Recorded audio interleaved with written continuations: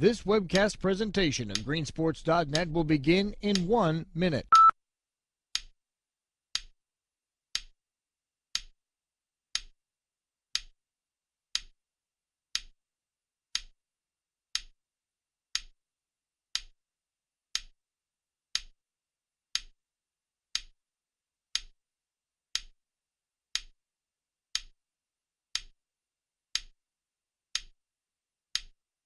This webcast presentation of greensports.net will begin in 30 seconds.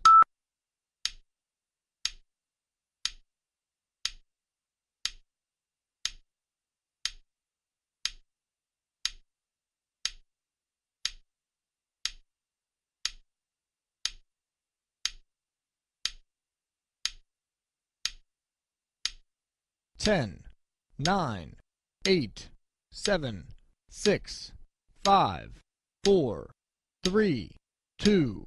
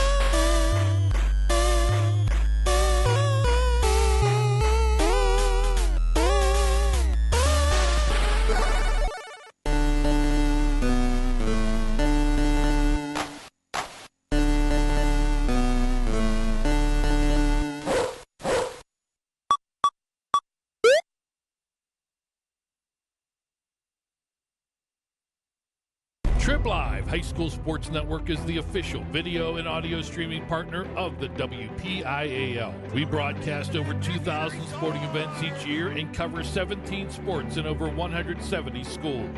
At HSSN, you'll find the latest in high school sports news, live and archive broadcasts, scores, standings, and much more. Trib Live High School Sports Network, your high school sports leader. All season, every season.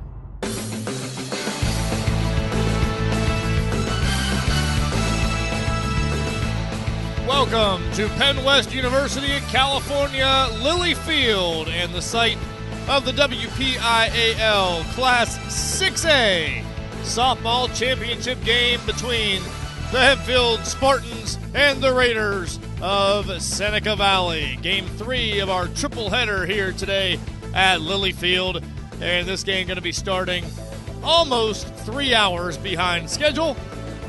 But here we are, ready for the nightcap. Hempfield, Seneca Valley in the 6A softball championship game. I'm Jason Tennant, joined here by Bobby Fox. And Bobby, a pleasant good evening to you now, sir.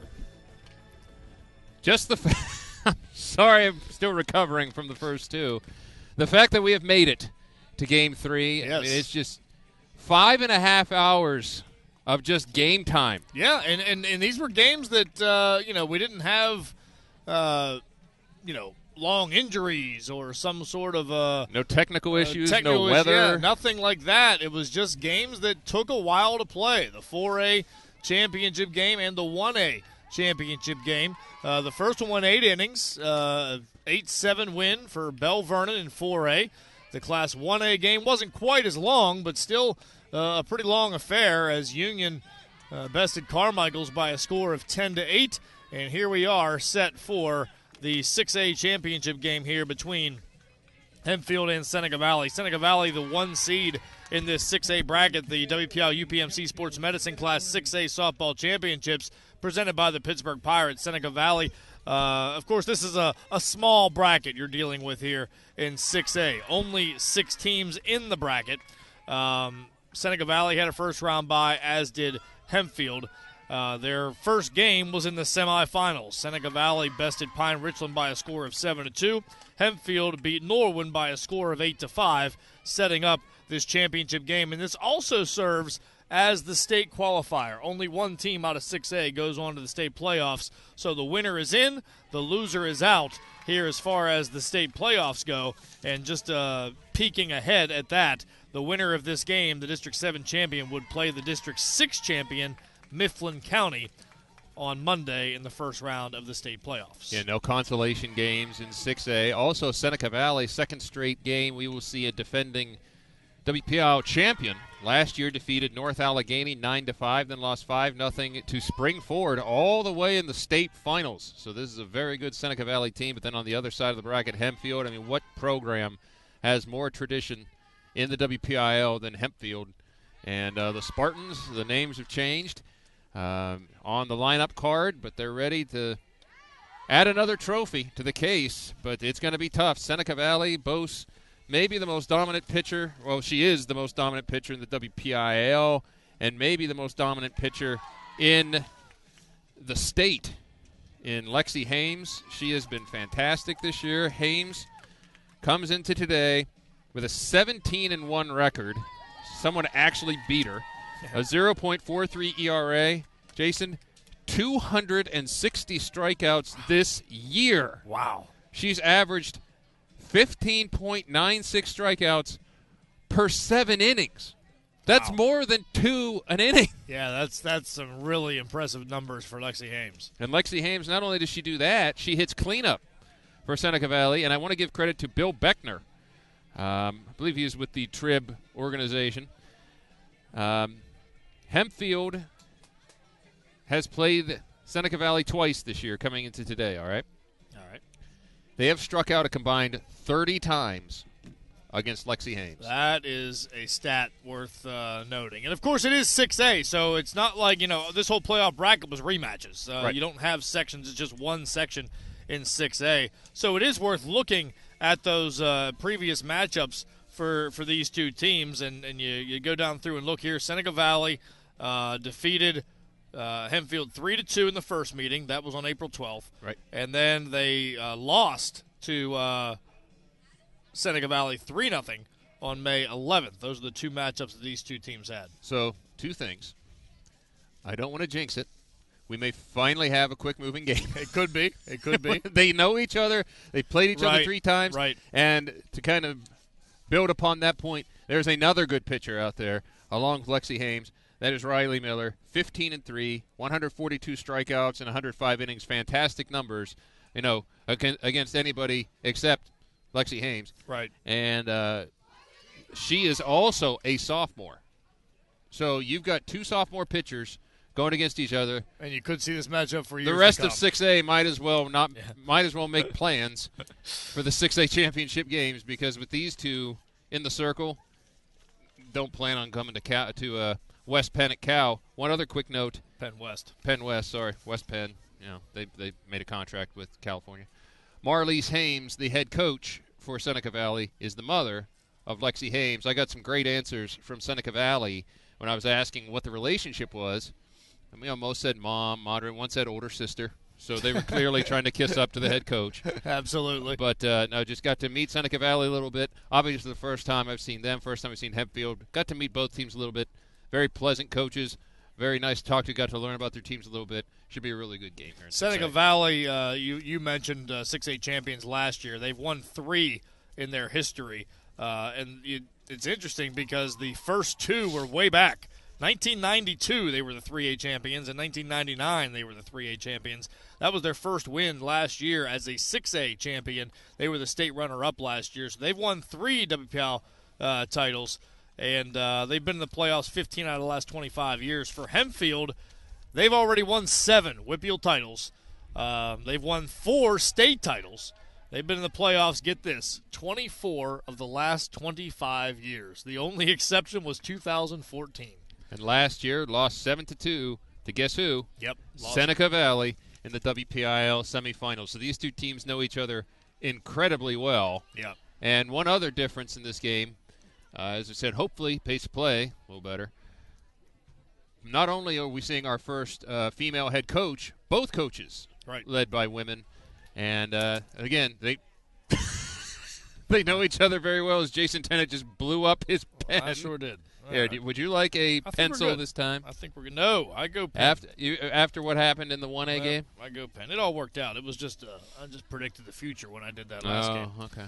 But getting back to the history here with these. By the way, lights are coming on here at Lilyfield. With Hempfield, you mentioned them losing to Seneca Valley last year. They were ousted in the quarterfinals in 2021, but then you had the COVID year in between. Leading into COVID, this team won 5 straight WPIAL titles, 3 of them 6A, 2 of them 4A.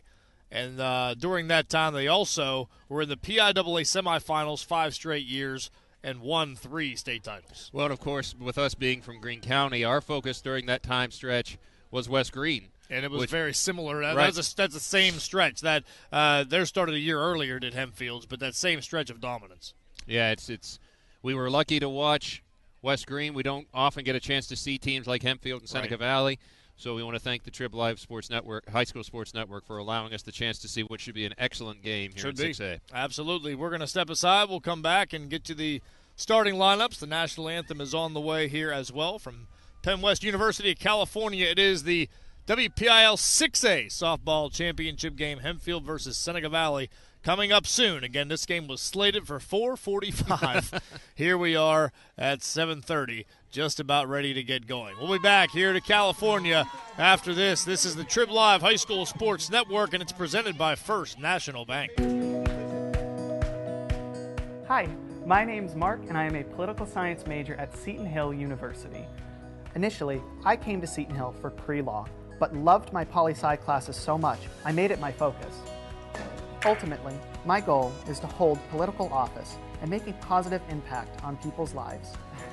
For me, it was the faculty, both in my major and out, that made my Seton Hill experience so incredible.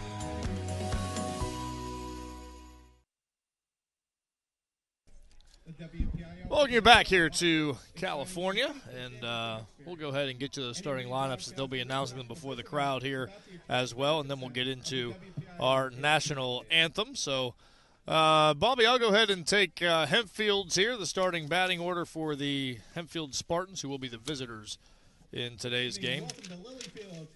They will lead off with their left fielder, number 20, Claire Mitchell. Batting second, third baseman, number 27, Lauren Howard. Batting third is their center fielder, number 32, Peyton Heisler. Cleanup hitter is their first baseman, number 34, Emily Griffith. Batting fifth, second baseman, number 5, Sarah Podkol. Batting sixth is the shortstop, number 29, Allie Servola. Batting seventh, catcher number 22, Ella Berkebile. Batting eighth will be the right fielder, number 18, Maggie Howard. And rounding it out will be their designated player, number 15, Mia Bandieramonte. Their flex player is number 12, Riley Miller, and she is their starting pitcher. So for Hempfield, again, the batting order, Mitchell, Howard, Heisler, followed by Griffith, Podkol, and Servola, and then Berkebile, Howard, and Bandieramonte. The Hempfield Spartans are coached by head coach Tina Madison, assisted by Richard Shaheen.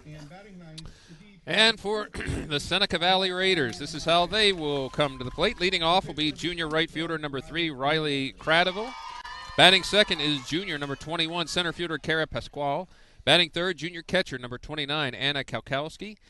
In the cleanup spot is the sophomore starting pitcher, Lexi Hames. She wears number 44. Batting fifth, sophomore, number 8, third baseman Bella Gross. Batting sixth, senior shortstop, number 28, Mia Ryan. Batting seventh is the designated player, freshman, number 20, Nev Miller. Batting eighth is the senior left fielder, number 24, Lily Hicks.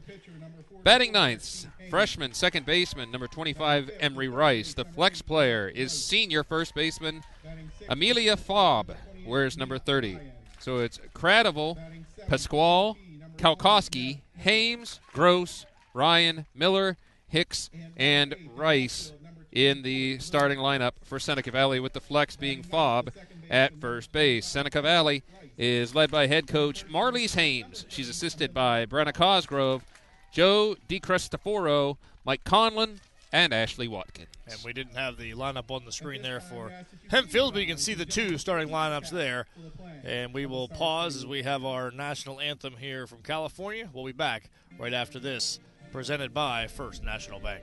Trib Live High School Sports Network is the official video and audio streaming partner of the WPIAL. We broadcast over 2,000 sporting events each year and cover 17 sports in over 170 schools. At HSSN, you'll find the latest in high school sports news, live and archive broadcasts, scores, standings, and much more. Trib Live High School Sports Network, your high school sports leader. All season, every season.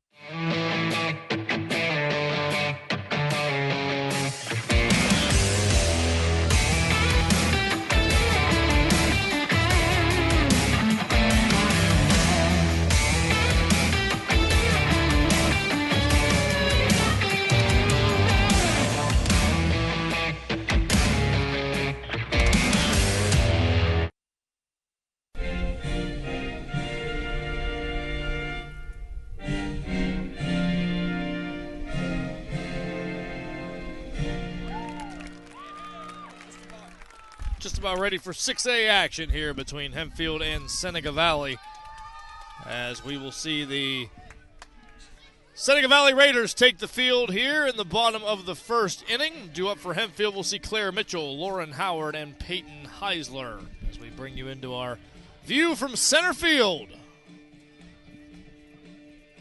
And there you see Hames taking her spot inside the pitcher's circle and getting ready to go. See the long shadows crawling across the field here at Lilyfield, home of the Lady Vulcans. And much cooler as the sun is going down behind us. Nice breeze, very pleasant. It is now, absolutely. Here Hasn't really been in a California. bad day. No. It's funny. I don't know if it was just us getting used to it. You know, we are up on top of a concrete. Right. And I don't know if it was just getting used to it in the first game. It almost felt like that first game was the hottest. Oh, I agree. Yeah. Well, it's turning into a very nice evening here in California, and looking forward to a great matchup here in 6A. Again, if you missed it earlier today, the 4A champion, Belle Vernon, winning in 8 innings, 8-7 over Montour. 1A champion, Union, their second straight WPIAL championship. Union Scotties with a 10-8 win over Carmichael's just, about 45 minutes ago. And in both of those games, the team that took second had at least the tying run on. So It was not easy for either champion. Your umpire crew for Game 3 of the 6A championship behind home plate is Michael Petrus. In the field, Patrick Lyon, Taylor Hott, and Kenneth Costello. All right, here we go. Ready to go with Claire Mitchell coming to the plate here, batting from the right side against Lexi Hames. And we'll get to see this strikeout machine in motion here. The sophomore standout. 2 very good sophomore pitchers today. Hames is set, and we are underway with a first pitch ball. Boy, and I wish, let me see if I can get the camera down in here, because the choreography of Hempfield is pretty impressive in the first base dugout. I'll be impressed if you could do that. I don't know how you could get that angle, but I might have to, well, we've got some rally caps on already. It's pretty impressive down there. Here's the 1-0 from Hames, and that one is in there for a strike. And we Jason, are right above that dugout, so That's we're right. going to hear all that that action from below us in that dugout. We've seen some pitchers with big-time reputations already today, but none come close to Lexi Hames. Let's see if she can live up to it. 1 ball, 1 strike. Pitch from Hames. Right there, and boy, there's some heat behind that. And it looks effortless from Hames. And you're going to hear us talk about her a lot, but when you come in averaging 16 strikeouts every 7 innings, I mean, that's... You're probably going to get a lot of the attention. Yeah. 1 ball and 2 strikes. Here's the pitch. Fouled back. Stays 1-2. You hear the reaction from Hempfield, just contact made Yeah, right. on that foul ball. Trying to There you go. It's the Hempfield dugout right below us. You realize the other two, that Now they're going to be upset. Bell Vernon and Carmichael's are going to be pretty mad at us. You didn't attempt that shot earlier. 1 ball and 2 strikes here. Hames to Mitchell. Here's the pitch. Inside for ball 2, 2-2. Jason Tennant, Bobby Fox with you here for our 3rd game of our triple header. Tomorrow, the other 3 classifications will get underway. Randy Gore will be at the helm for those broadcasts. Wish him the best with those as well. 2 balls and 2 strikes on Mitchell. Here's the pitch. Called, strike 3, and there's 1 already for Lexi Hames. Likely the first of many for the impressive righty. Base coaches for Hempfield. Head coach Tina Madison is at third. Rick Shaheen handles first base. Lauren Howard, the batter now. 2-hitter for this Hempfield squad. Pitch misses up high, ball 1.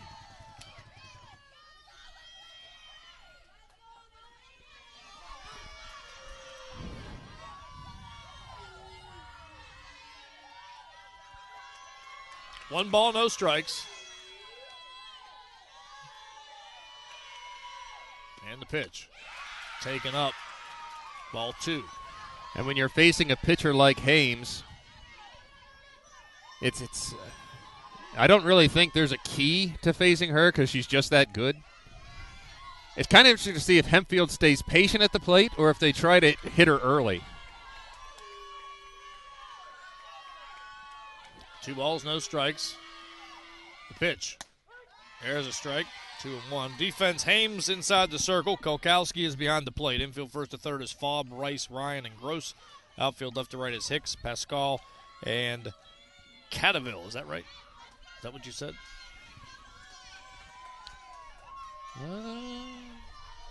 Yes. Thank you. I mean the pronunciation. Correct, yeah. All right. 2-1. And that misses. Now 3-1 here to Lauren Howard. Starting third baseman for Hempfield, batting here from the right side against the righty Hames. Hear the breeze picking up here in California.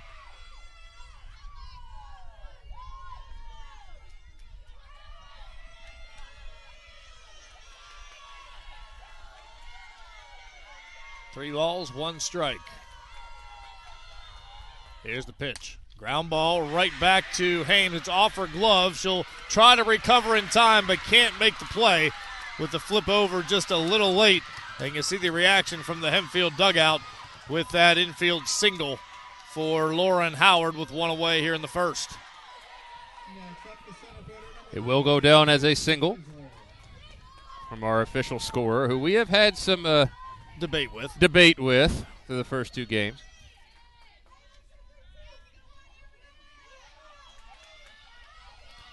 Batters Peyton Heisler, 3-hitter in this order. She is the center fielder for the Spartans.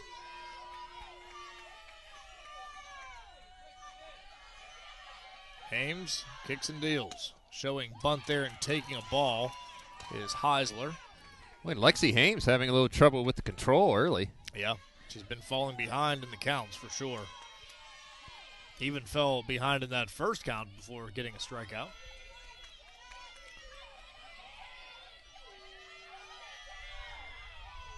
One ball, no strikes. Pitch. Showing bunt, taking a ball. It popped out of the catcher's mitt, Kolkowski, for just a moment. She was able to corral it. 2-0 the count. A nice concentration by Kolkowski, because you've got to think Hempfield's going to be looking for every extra base they can get.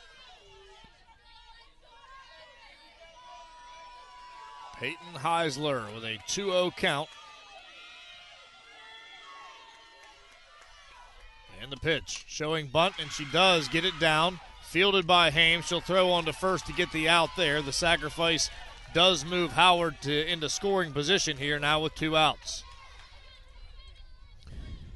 And Jason, we've talked about this a little bit in some other sports. and it's a very minor detail, but I think it's something we appreciate, especially in softball. A lot of these teams wear their helmets with their travel teams on it. Sure. Hempfield, all uniform helmets, the blue and white fade with the logo on the front. It's just a really nice look. I like it. For these Spartans. I like it. Get a good look at it there on the helmet of Emily Griffith, their cleanup hitter who looks at ball one. We'll see what Seneca Valley will be rocking when they come to the plate.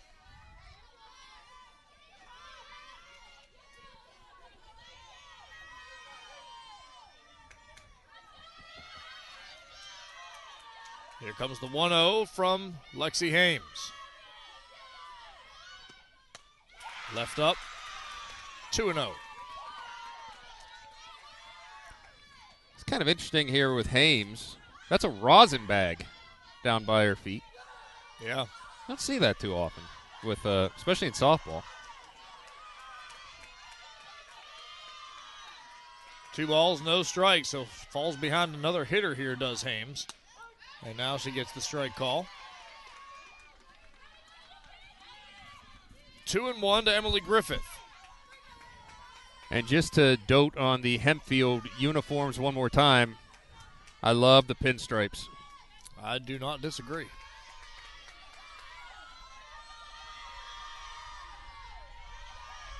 The 2-1.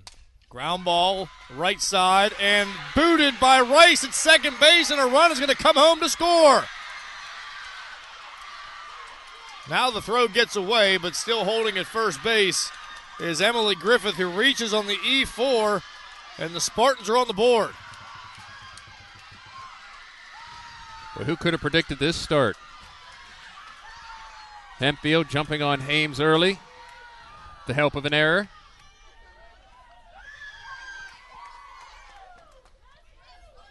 No RBI for Griffith, but she stands out there at first base with 2 away, and the batter is Sarah Podkel. Griffith reaching on that E4.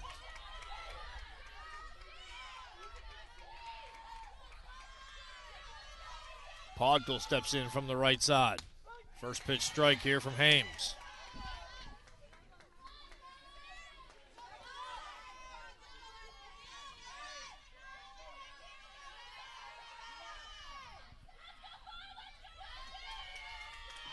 No balls and a strike.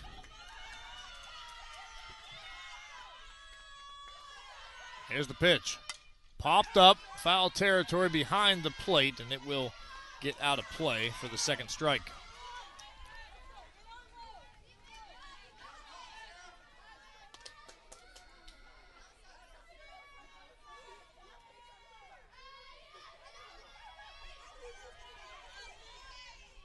You have a chance to get to the concession stand there, Robert.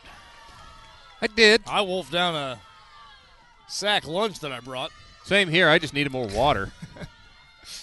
And I'll tell you what, I won't say what the prices are, but the Cal softball team is making out like bandits.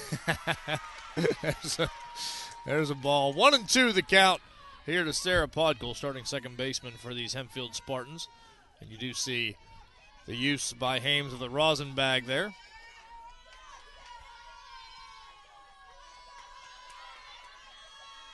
One ball, 2 strikes.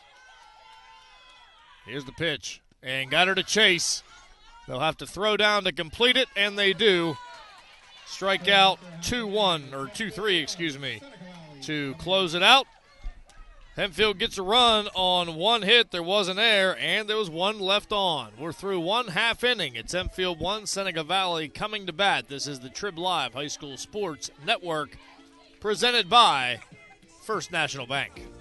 What would our community look like without First Federal of Greene County?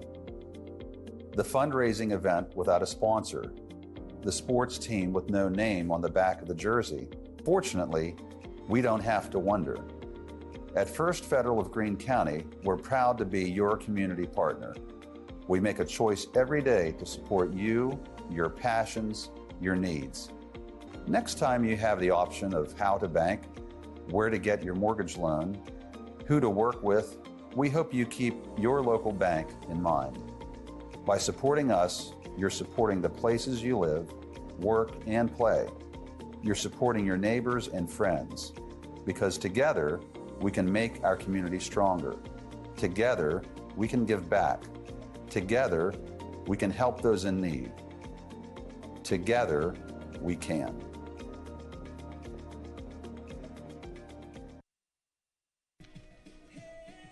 There's the moon here in California as we are under lights now for Game 3, our nightcap that wasn't really supposed to be a nightcap. No, it was not. But here we are heading into the bottom of the first inning, and Seneca Valley, their top of the order is Cradaville, Pascal, and Kalkowski due up here to face Miller.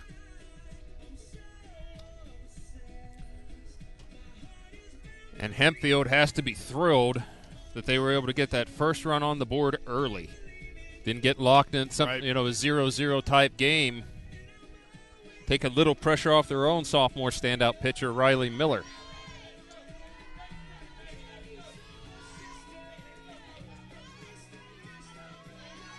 And Hempfield has beaten Seneca Valley. Right, yes. This is not, unknown territory for them. They've done it, and they know they can do it. So Cradaville, the first batter here, Riley Cradaville, to face the pitcher Riley Miller. Riley versus Riley, not spelled the same. And first pitch ball here to Cradaville. Base coaches for Seneca Valley. Third base is head coach Marlise Hames. Her first base coach is Brenna Cosgrove. Boy, outfield playing way in here. Yes, they are. And the reason I noticed that is because the center fielder is in our camera view, swinging a miss. And they have not been all day. Usually they're far enough back that it's shooting over. But, playing way in here is the outfield. 1-1 to count. Well, and right away you see that depth there from Bobby's view. Cradaville, slap hitter. And honestly, Jason, I think she's the first pure slap hitter we've seen today. Yeah, she is. I've not seen anybody try to take a run like that at the pitch.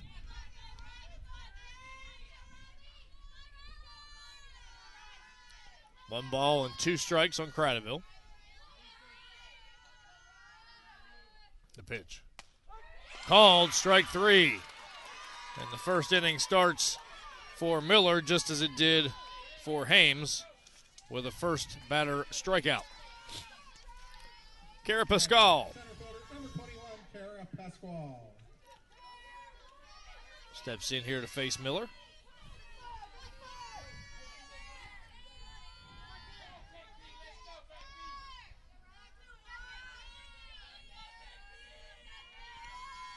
And the pitch is in there for a strike. And like Hempfield, Seneca Valley with the uniform helmets, getting the Jason Tennant seal of approval. Oh, absolutely. Good look at the uniform there on Cara Pasquale. Swings through this one for strike two. 0-2 the count.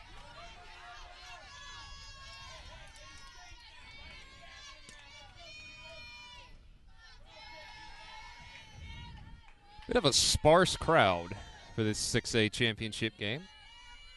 Yeah, you'd think it'd be the opposite. The bigger school, plus you get prime time here. Right. But Hempfield, located in Greensburg. Right. Seneca Valley, north of Pittsburgh. So it's a pretty good haul. Be a pretty long drive for Seneca Valley up there. They have their own exit off 79. Right. Up there. North of Cranberry. And this is lined into left field and fair, and that's going to go to the corner. Heading into second base, looking at the third base coach, she'll hold it two with a one-out double, Cara Pasquale. So the first hit for the Raiders on the board. Well hit double into left field.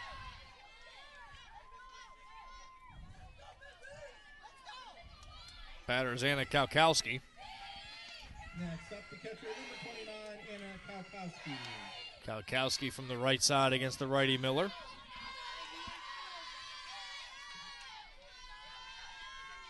Look there at the Seneca Valley dugout. A full dugout. It sure is. Fouls the first pitch back, does Kalkowski. Miller inside the circle, Berkeybow behind the plate. Infield first to third is Griffith, Podkul, Servola and Howard, and then across the outfield left to right is Mitchell, Heisler, and Howard. And I guess we should differentiate between the Howards. It is Lauren Howard at third and Maggie Howard in right. Just kind of fights that off for strike two, 0-2 on Kalkowski.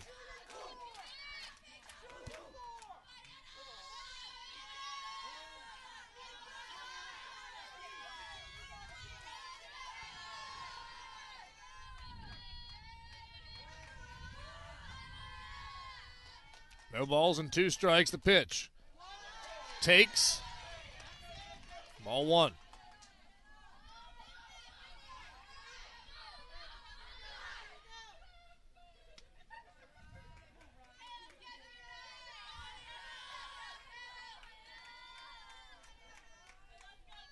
One ball and 2 strikes here on Anna Kalkowski. Here's the pitch. Popped up, out of play. We'll do it again at 1-2.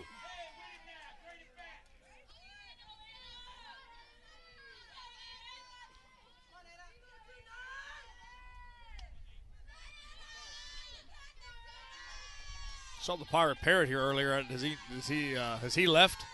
Well, he's got to hand out the 6A trophy. Oh, that's right. He's used to working nights. That's true. Haven't seen him around yet at this one. He may be taking a little nap. He wasn't expected to be here this late either. He seemed to be a little more active in the 1A game than the 4A game, He didn't he? Yeah. Of course, the Pittsburgh Pirates, a presenting sponsor of the baseball and softball championships. Swing and a miss. Second strikeout of the inning here for Miller as Kalkowski goes down swinging, and that'll bring up the pitching opponent of Miller, Lexi Hames, to the plate. See if Hames can help her own cause with a teammate on second. They're going to intentionally walk Lexi Hames. Okay. So respect for her as a hitter and a pitcher. Courtesy runner will be number 9 for the Raiders. Winkle, Addie Winkle. Bella Gross, the batter now, with 2 on and 2 out.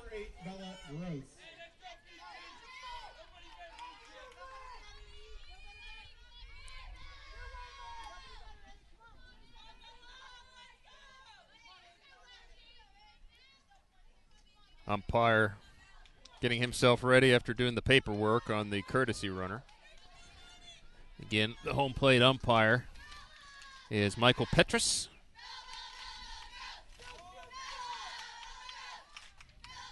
First pitch here to Gross, swing and a miss.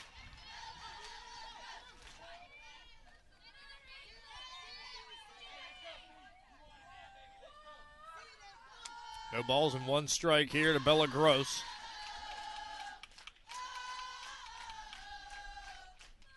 And the pitch from Miller. Popped up right side. Could be trouble. Lunging catch there by Podkul from second base into foul territory. And a fine play to retire the side. 1 hit, no runs, no errors, and 2 left on in the first for Seneca Valley. We've played 1, Hempfield 1, Seneca Valley nothing here on the Trib Live High School Sports Network presented by First National Bank. Who better to get your pharmaceutical services from than local familiar faces you can trust? Here at McCracken Pharmacy, we aim to provide just that. Our mission is to take care of you and Greene County. We are a full-service pharmacy that offers an auto refill program that arranges all of the patient's medications so that they are filled at the same time each month. We provide a full line of adult vaccinations, which are available to the general public without appointment. Don't hesitate to use our friendly delivery services, which bring medications to homes all over Greene County. Check out our website at mccrackenpharmacy.com and download our app.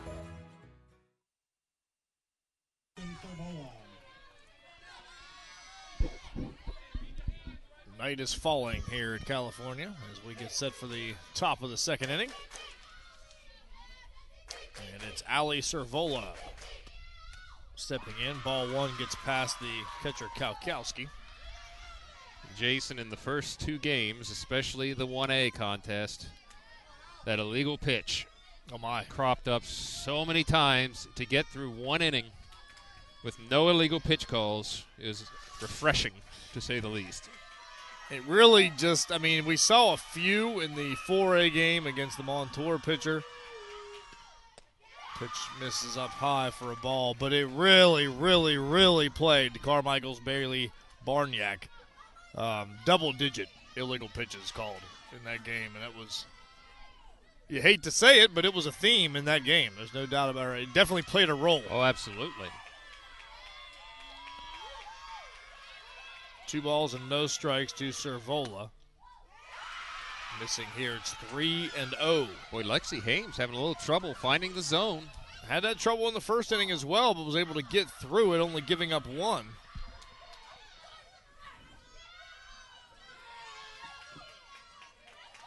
"3-0 is the count here on Cervola. The pitch. Called strike. Yeah, the joke was during that 1A game, I had to keep my eye on the first base umpire just as much as you had to keep your eye on the home plate umpire. Many times we thought there was a strike, even strikeouts. Yep. And illegal pitches. Even at one point, there was a run for Union was taken off the board because of one. They got it back, but and now the count runs full here to Ali Cervola.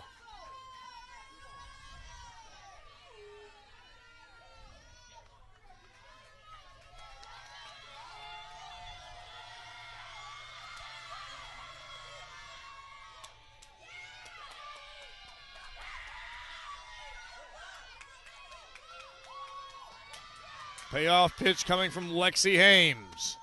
And a ground ball to short. Ryan with the throw over in time. 1 away. And a big first out after Hames fell behind 3-0. Brings up Ella Berkebau. Next up, the catcher, number 22, Ella Berkebau.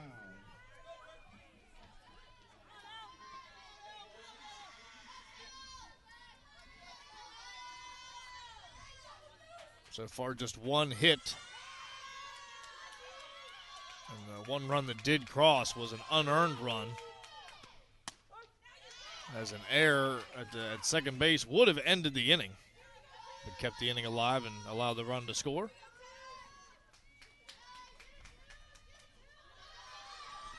Hames effectively 4 straight strikes after that 3-0 count. Here's the 0-1. And a called strike here. It's 0-2. And when you're as overpowering as Hames is, sometimes the best way to pitch is just hit your catcher. Challenge the opposing hitters.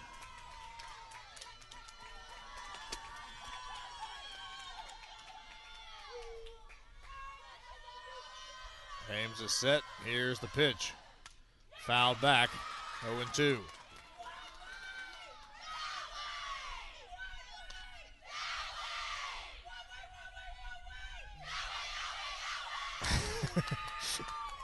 I am so glad we figured out how to do this. It's the coordination of the Hempfield Spartans on full display. And the unique headgear right here. Oh, love it. Not sure what that is. The 0-2 misses for a ball. 1-2 the count here. Bases empty, 1 out in the top of the second inning. Give credit to Hannah Urinek, the junior. She's got the headgear on. Got it. Made up of some cups. Rally caps can be in all forms. And ground ball that rolls fair. And stepping on the bag there is Fobb for the easy out, 2 away. That one was sort of the definition of walking the tightrope down that first base line. I think it actually started out in foul territory, but then came quickly into fair territory and rolled right down the line, as Bobby said. Would not disagree. Maggie Howard is the batter. She is the 8 hitter in this lineup. And we'll look for something here with 2 outs in the second.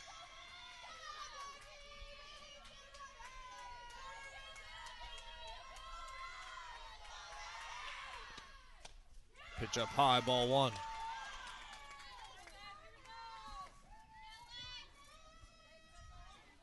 corner infielders even with the bags. Middle 2 at standard depth for Seneca Valley.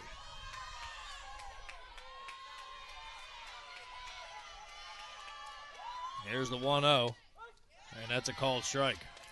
One advantage these two teams are going to have over the first 4. We saw the sun come into play multiple times. That's true. On some routine plays. That will not be an issue for these two teams.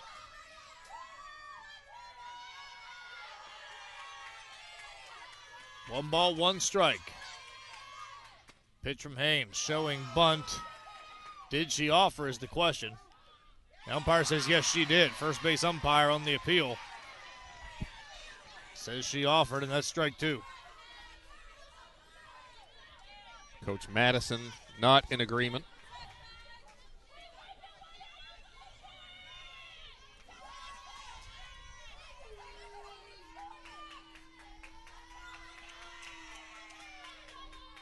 One ball and 2 strikes. Here's the pitch. Swing and a miss.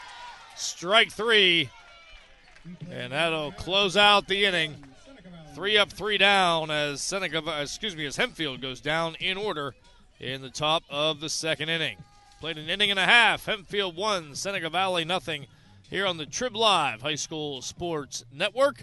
And this is presented by First National Bank. Count on JD Enterprises for all your water hauling and construction needs. Filling a swimming pool? Got a big construction project? JD Enterprises should be your next call. With their construction and excavation division, Higgins Hauling, JD Enterprises specializes in concrete work, garages, buildings, decks, and general contracting. Offering unmatched trucking and construction services to the tri-state area, the team at JD Enterprises brings over 30 years of experience in the industry. JD Enterprises in Waynesburg, 724-852-4488.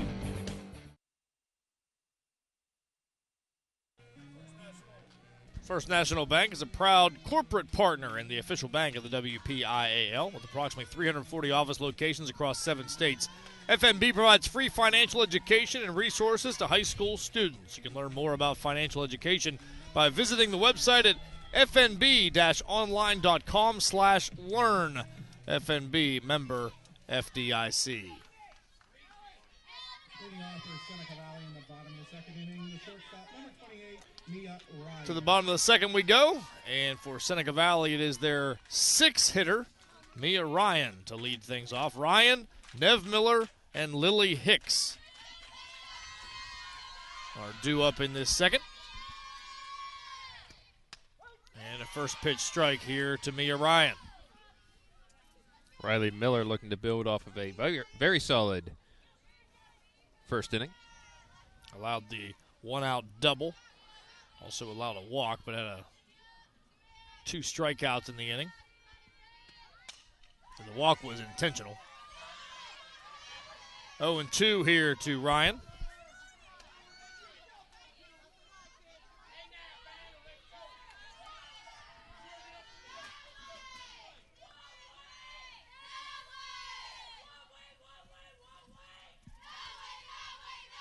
No balls and 2 strikes to Mia Ryan. Here's the pitch. Popped foul out of play over the first base dugout. We should have had a clicker every foul ball we've seen today. Whew, that number would be astounding. That's a big number.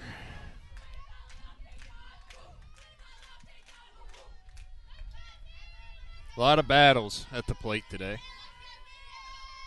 No balls and 2 strikes. And this is fouled off. First base side, 0-2. The count remains. One member of the Seneca Valley Raiders hit the deck on that foul ball. Apparently forgetting about the chain link fence in front of the dugout. Did not pass the flinch test. No, she did not. Here's the 0-2. Missing outside, 1-2 the count. They're getting a good laugh about it over there, too. There's the guilty party. 1 ball and 2 strikes. Here's the pitch. Fouled back. We'll do it again at 1-2.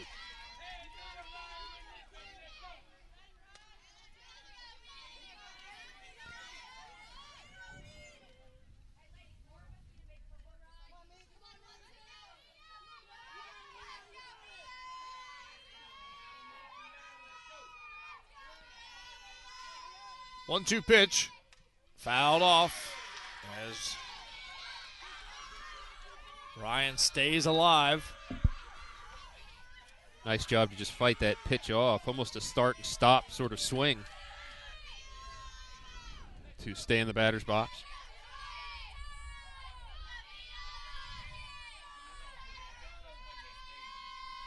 There's the 1-2. Ground ball up the middle. Shortstop Cervola on to first. Nice pick over there by Griffith. And that all works for the first out. Good stretch from Griffith.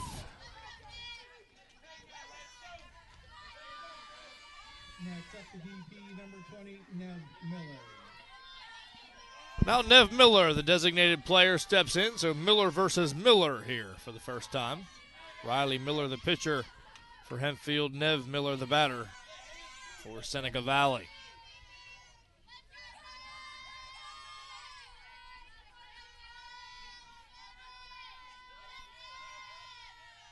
First offering, misses outside, ball 1.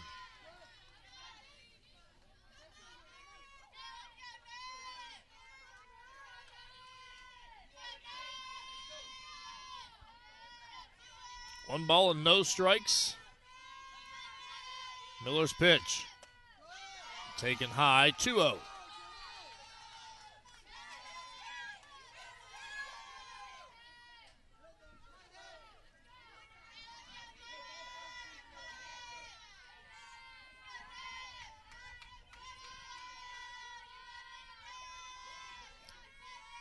Pitch from Miller.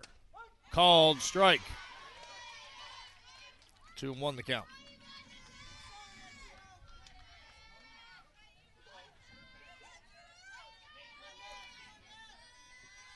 The Hempfield contingency out there in right field.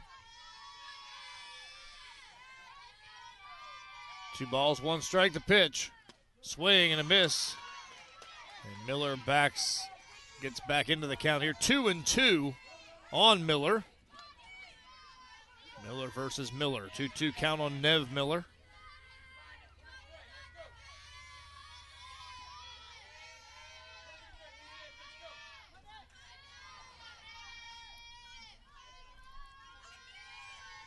And here's the pitch.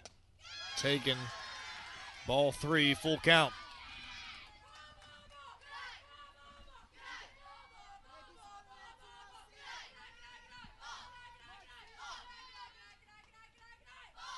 Man, I get my tongue tied up trying to do that one. It's a special skill, I got to say. It is. Payoff pitch. Swing and a miss. Strike 3. I was doing the Waynesburg Southmoreland 3A semifinal. And there was one girl, what was her name? Riley Puckey, I believe, from South. They had a chant just for her. They didn't use that type of chant for anything else. It's just her name must have fit syllable-wise or whatever. They used it every time she was up. That's when you know you've made it, when you have your own cheer. That's right. First pitch strike to Lily Hicks, left fielder here for Seneca Valley. Hey, it made me remember the name, that chant did. It does. You didn't even have to look at your scorecard. I did not. The 0-1. Down low. Another Riley. That's a very popular name these days. A lot of Rileys. 1 ball, 1 strike here on Lily Hicks. Base is empty, 2 away. Hempfield went down in order in the top of the second.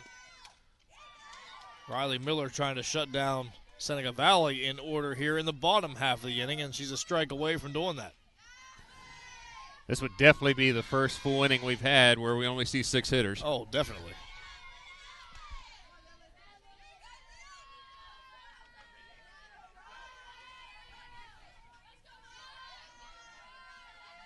One ball and 2 strikes to pitch. And that just misses, 2-2.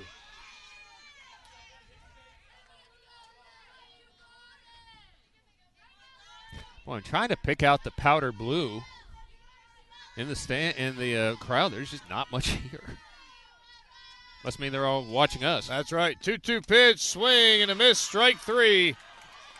And indeed, Seneca Valley does go down in order in the second, and we saw just 6 batters total in that second inning. Through 2, Hempfield 1, Seneca Valley nothing here on the Trib Live High School Sports Network, presented by First National Bank.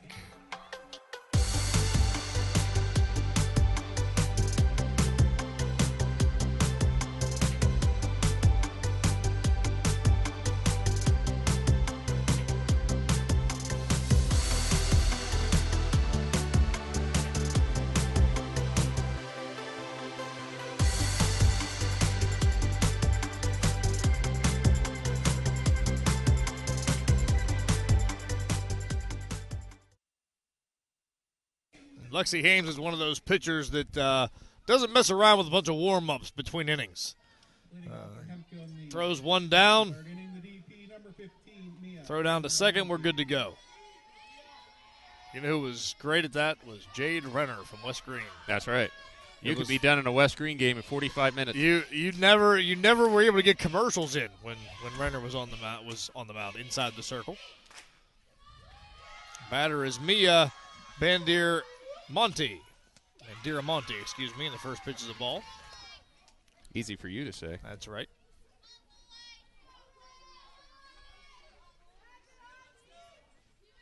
Had another pitcher didn't mess around earlier this year. Just one pitch, throw down, let's go. Here's the 1-0. That misses for ball. 2-0.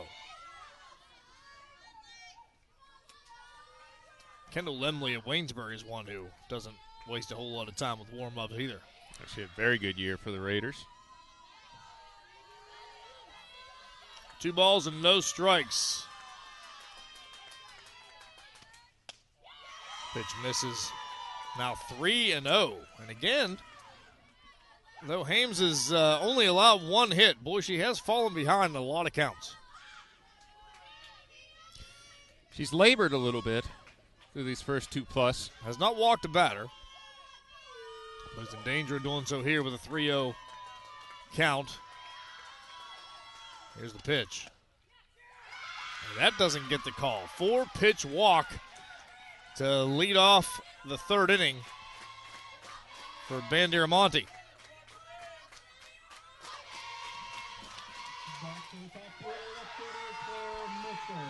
Back to the top of the order. Claire Mitchell is the left fielder here, and she struck out one of 3 strikeout victims first time through the order for Hames. See if the bunt is in order, even with the leadoff hitter. Nobody out. Here's the pitch. Showing bunt, and it gets past. Did she foul that off? Apparently not. It didn't look like it. Did not touch it. So the runner advances to second. Call it a stolen base because she was off and running.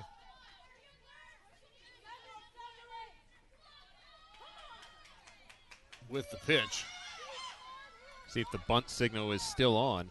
And that will go as a strike because it was definitely offered by Mitchell. Here's the 0-1. That's up high, 1-1 the count. Out of the last 6 pitches, 1 strike for Hames, and that was the foul ball. Right. That was probably a ball, actually. She kind of reached up for that one. Yeah, she did. 1 ball, 1 strike. Here's the 1-1. And it's lined softly towards second. Rice ranges over, makes the throw over to first in time for out number 1. Maybe a little miscommunication as the runner didn't break for third. Next up, third baseman Lauren Howard. Yeah, you would think she would have there with the ball behind her. That's the general rule of thumb. It's hit in front of you, you hold. Hit behind you, you take off. Still at second base for Lauren Howard, who has the only hit for Seneca Valley. And that was a line drive off the glove of Hames, the only hit they have. Of course, Seneca Valley just with 1 hit as well. Hempfield's 3 losses this year, we mentioned losing to Seneca Valley. They also lost 10-8 to Norwin and 1-0 to North Allegheny, so all close losses. Seneca Valley, same thing, lost to Hempfield by 1 run. That was it. Yep. 1-0 is in there for a strike.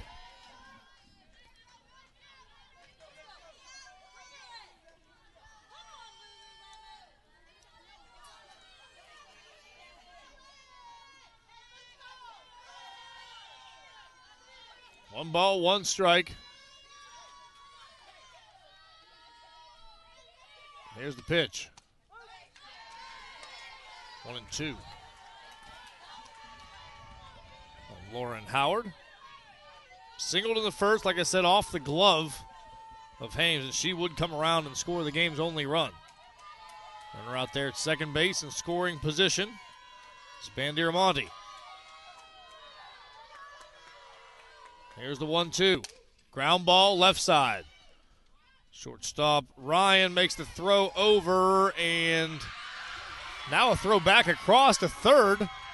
Help me out, Bobby. I looked away. The throw was cut to first, and then they tried to turn it into to get the lead runner, and they did. That's a heck of a play. This is a well-coached Hempfield team. So it goes down as a fielder's choice for Lauren Howard. I just assumed we had a throw going to first base there and was taking care of things on the score sheet, and oh my. Change of events there, but 2 away. Aren't you glad you took that pencil? I am glad I took that pencil. You are right. Batter is Peyton Heisler. Had a sacrifice bunt. Her first plate appearance. So the put out at third went what? 6? Who cut it? I think it was 6-4-5. 6-4-5. Because the only person who could have cut it, and it wasn't Hames, I don't think. Right. So it would have had been 6-4-5. Right. That's a heck of a play. Yeah, it is. That's a practiced play, too. Oh, definitely. That's not something you just come up with. 2-0 the count here on Heisler.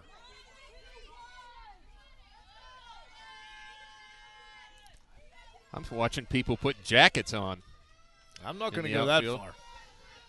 It is a great way to end the night with this weather.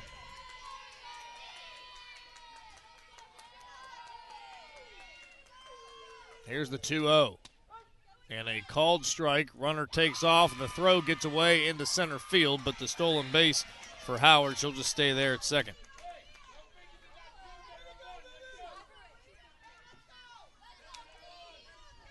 Two and one the count here on Heisler.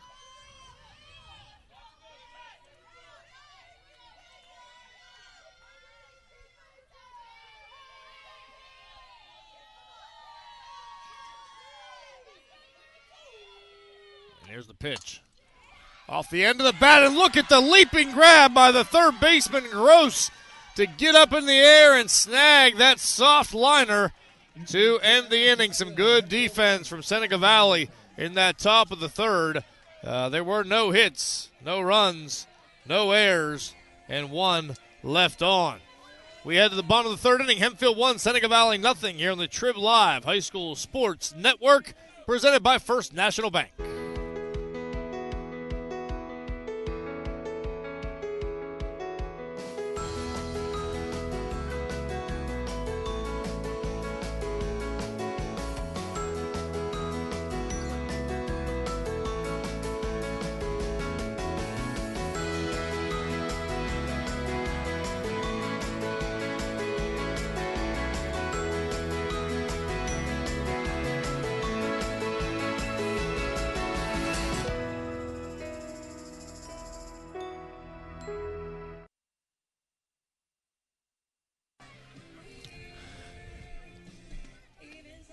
You walked right out of my shot. First National Bank is a proud corporate partner in the official bank of the WPIAL. With approximately 340 office locations across 7 states, FNB provides free financial education and resources to high school students. You can learn more about financial education by visiting the website, fnbonline.com/learn. FNB, member FDIC. There's some free tickets, I believe, given out by the Pirate Parrot for his employers. Just mentioned the Pirate Parrot. Hadn't seen him yet. There he is. He'll have the honor of handing out the trophies after this one. Swing and a miss, strike one for Emery Rice, the 9-hitter in this Seneca Valley lineup. Her first time to the plate here. 1 hit for both teams, both by the 2-hitter in the lineup.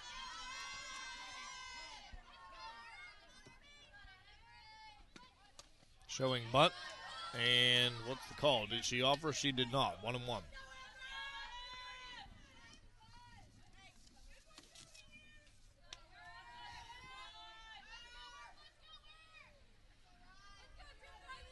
What the Buccos do today?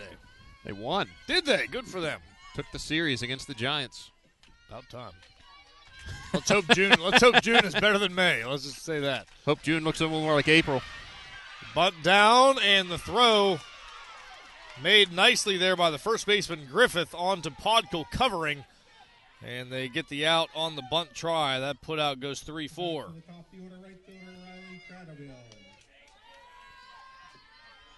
And again, just some good defense here by both these teams.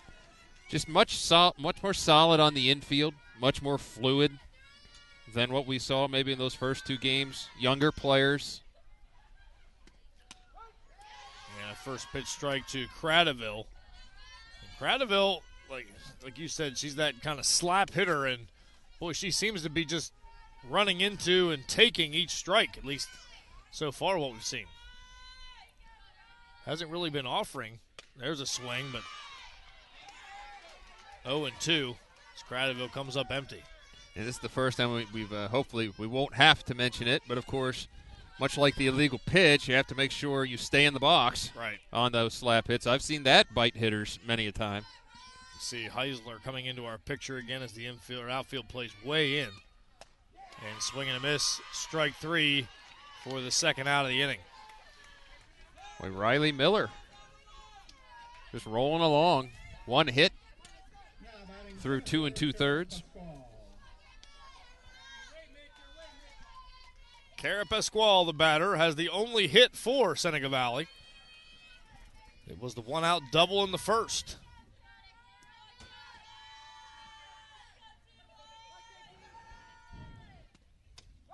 And a called strike to Pasquale.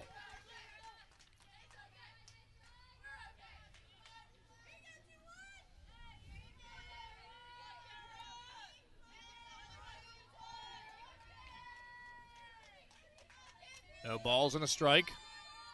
Miller kicks and deals. Slow roller.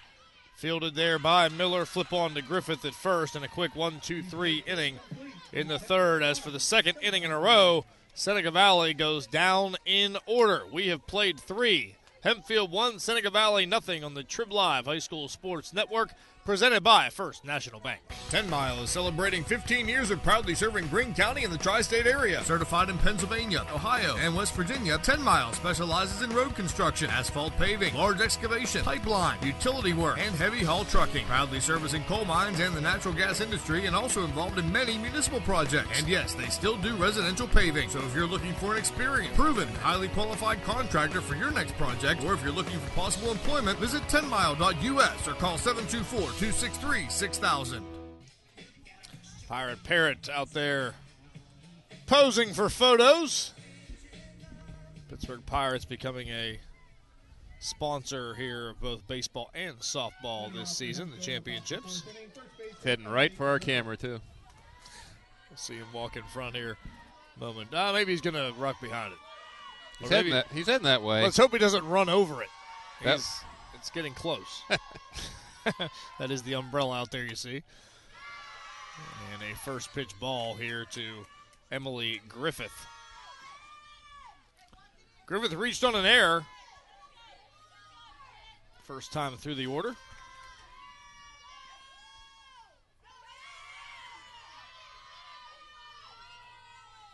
And Lexi Hames' pitch. In there for a strike. 1-1 the count. How many strikeouts does Hames have? You have that number in front of you? Just 3. Sorry, 3. So she is off the pace. She is halfway through her normal pace. Yeah. With 3 strikeouts in 3 innings.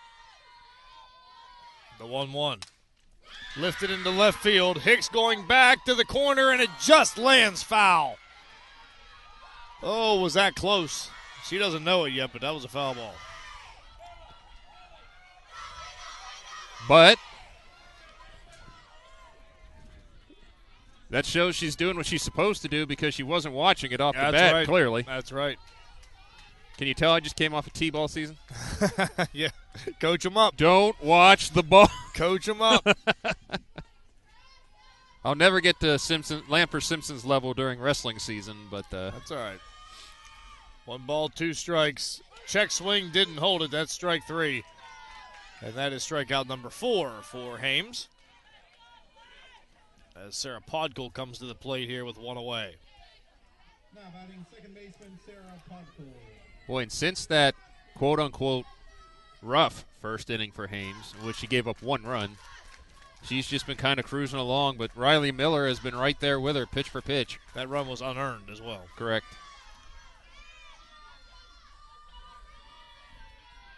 Did strike out Podkul first time up. That starts here with a ball. We've got 2 hits through 3 innings for these two teams. A little different than the games we had earlier. I'll say. A lot of offense in 4A and 1A. Here's the pitch. And that's a called strike. Karis McConnell, the freshman out of Carmichael's, had 4 hits and 5 RBIs herself. She sure did. In the 1A game.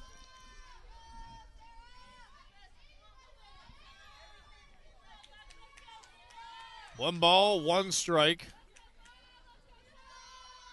on Podkul. Here's the pitch. And that misses. 2-1.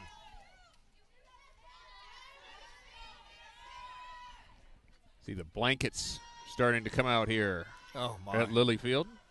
It was 85 degrees today. Put the blankets away. I bet it's dropped a good 15 degrees at least. Probably. 3-1, just the principle of the thing. Oh, yeah. It's almost June, folks. That's right.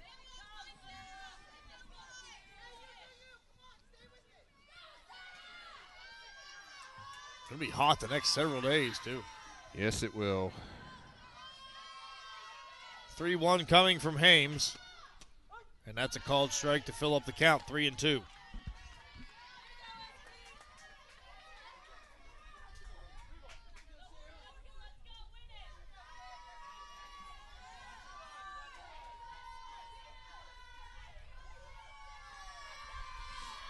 Full count payoff pitch coming from Lexi Hames.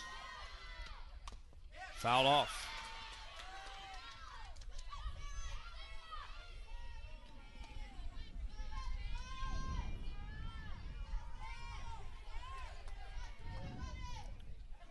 Folks with blankets, those are the ones who switch from AC to furnace like repeatedly. In late August? Yeah. Early September? Right now. Yeah. Or now? Yeah. Payoff pitch. Fouled back.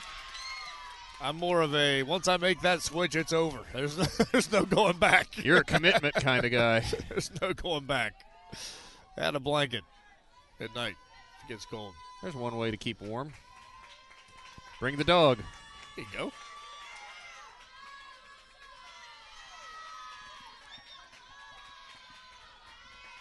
Payoff pitch again. Frozer for strike 3 called. Back-to-back strikeouts to start the 4th inning for Lexi Hames. The batter is Allie Cervola. Next up, the shortstop, Allison Cervola. Still just the 1 hit allowed by each pitcher. And both of them were the second hitter they faced. How odd is that? First pitch is a strike to Cervola. Well, we know these are 2 well-matched teams. They are showing it today in what has been easily the tightest, I shouldn't say tightest contested, but they've all been tight. Yeah. Ground ball to short. Ryan with a throw in time, and 3 up, 3 down. Hempfield down in order for the second time today here in the top of the 4th. Heading to the bottom of the fourth inning, Hempfield 1, Seneca Valley nothing. This is the Trib Live High School Sports Network presented by First National Bank. The legendary Jacktown Fair returns for its 158th edition, July 18th through the 22nd in Wind Ridge. Join in all the traditional fair events, including ATV, UTV dirt drags, truck and tractor pull, hardcore demolition derby, plus the parade, livestock exhibits and shows, live music, home and garden exhibits, wood carving, bingo, auction, and of course the Midway with amusement rides and games. Great food, great family, and great friends. Come make great memories at the legendary Jacktown Fair. Find them on Facebook or visit jacktownfair.org.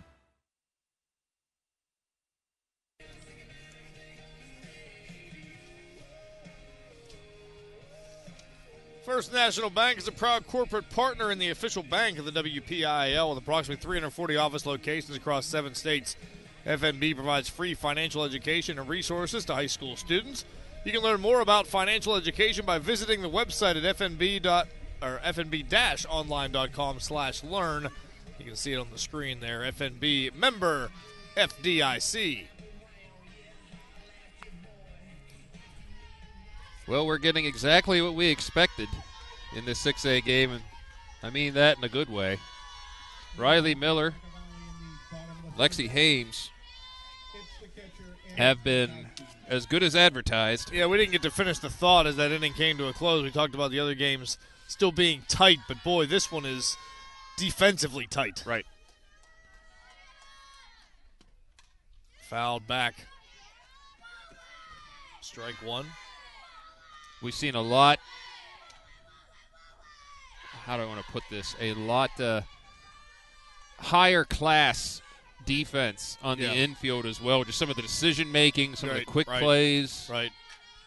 We haven't seen all the errors and the little defensive hiccups and mental miscues. It's just been a very well-played game between these two teams.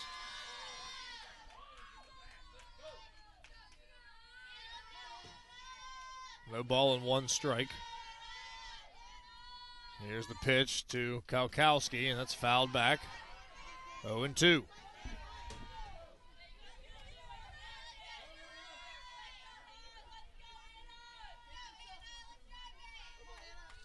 Got a little gymnastics going on out there. That's a little competition. I see. I've seen you do those.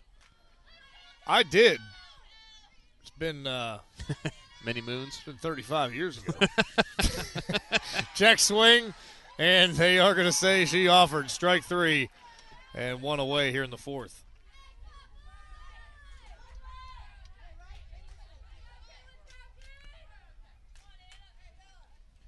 Anyway, next year, you think they could start the games when the weather gets like this? Well, wouldn't that be nice? Got the lights. Might as well use them. Wouldn't that be nice to not have those late March baseball games? Oh, those are brutal, aren't they? When it's you can't get warm. You just freeze. 38 degrees, wind, rain.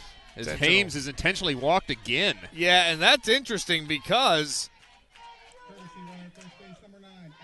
the last base runner for Seneca Valley was the intentional walk of Hames. 9 in a row had been retired by Miller, and they still offer the free pass to Hames, and now her runner Winkle out there at first base. Wait, how good of a hitter is Hames? She must have done some damage to Hempfield in the past. Yes, she did. They're not even messing with her. And, I mean, the worst she can do there is tie the game. Right. That's a good point. You got the lead. This one's fouled back. Yeah, it's their call. But like I said, 9 in a row retired by Miller, and that breaks that string.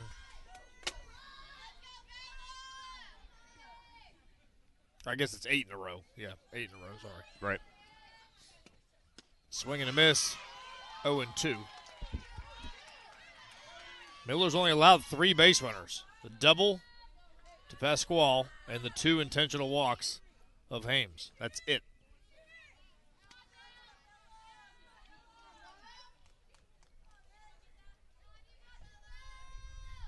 Nice look under the lights here at Cal. See the shadows forming. Here's the 0-2 pitch. Whew, that didn't miss by much. A little outside. 1-2 here to Bella Gross. Very different shadows than earlier. It was non-stop sun. Oh, yeah. Not a cloud in the sky. No, there was no relief.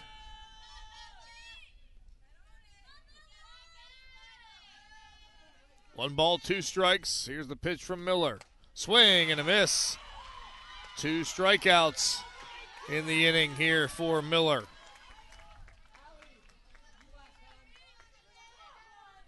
Two away. Now batting shortstop Mia Ryan. Trying to catch with that sign. We haven't seen too many signs today. No, we have not. She's not holding it up for us, though. No, she's not. Someone tap her, say, hey, you're on Trib Live. Pitch up high, missing for a ball. 1-0 here to Mia Ryan. Ryan grounded out to short. Did say number 12, so that must be the Riley Miller fan club. I would guess.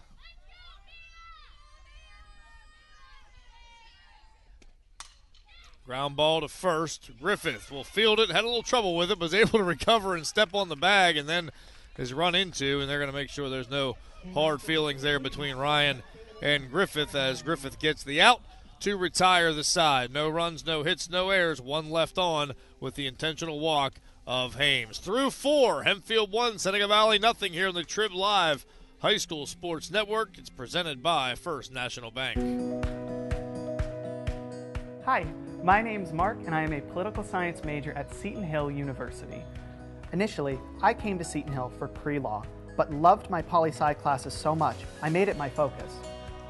Ultimately, my goal is to hold political office and make a positive impact on people's lives. For me, it was the faculty, both in my major and out, that made my Seton Hill experience so incredible. Not a lot of big numbers on that scoreboard right now. Hempfield 1 run on 1 hit, no errors, and left 2. Seneca Valley no runs on 1 hit, 1 error, and stranded 3. Leading off for Hempfield in the top of the 5th inning, it's the catcher, Ella Berkabow. Ella Berkabow leads things off here in the top of the 5th. And she looks at ball 1.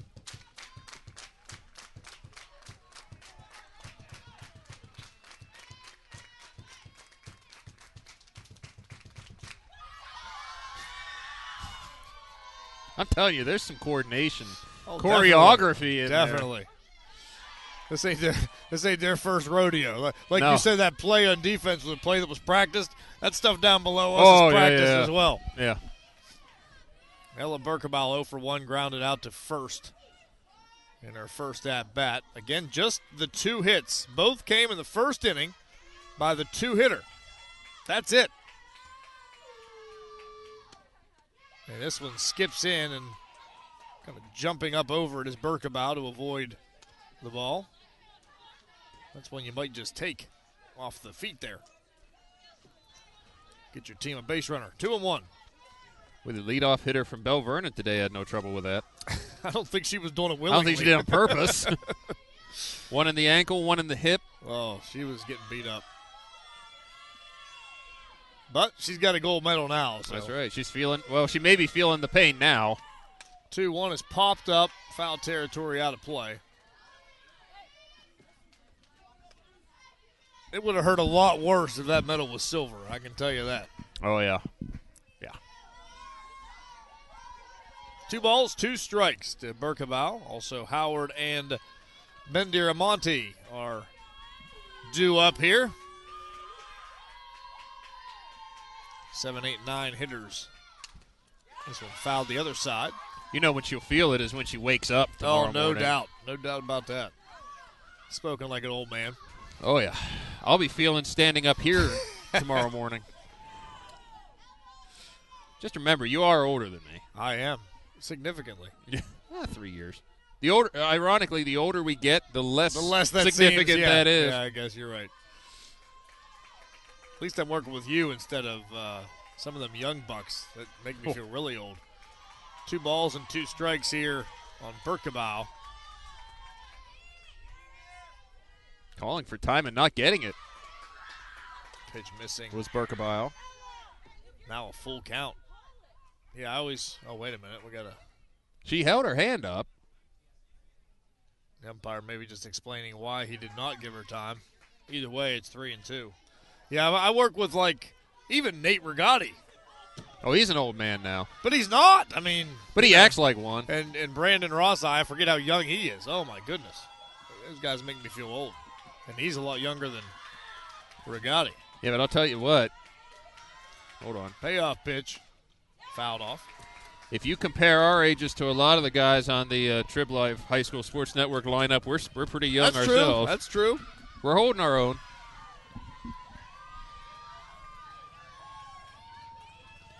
Meanwhile, these 14 to 18-year-olds are out here playing a game in front of us. Just want to remind you of that. 3 balls and 2 strikes as Lexi Hames still facing the first hitter here in this 5th inning. It's been a long at-bat for Ella Berkebile. Payoff pitch. Sent down the line in right. That's foul. We'll do it again, 3-2.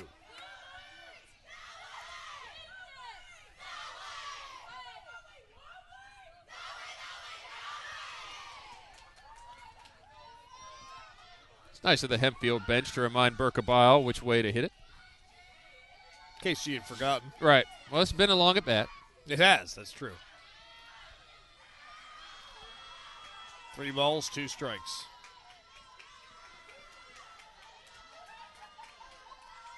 And the pitch. Swing and a miss. Hames reached back for a little extra. Yeah, I agree. That was scorched into the catcher's mitt. Strikeout number 6 for Hames. She's starting to inch up towards that season average. That's 3 of the last 4. She has whiffed. Now Maggie Howard, who struck out her first time up, looks at strike 1.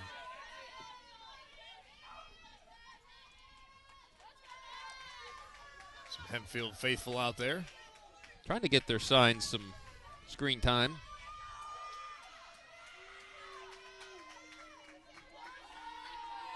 No balls, 1 strike here to Howard. The pitch. Swing and a miss. 2 strikes now on Maggie Howard, the Hempfield right fielder.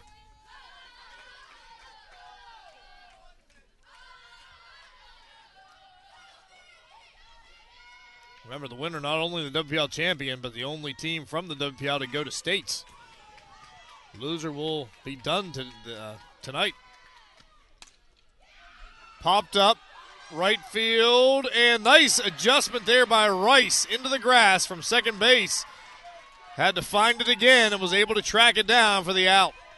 Great basket catch. Just tracking it the whole way, over the shoulder catch, always so difficult.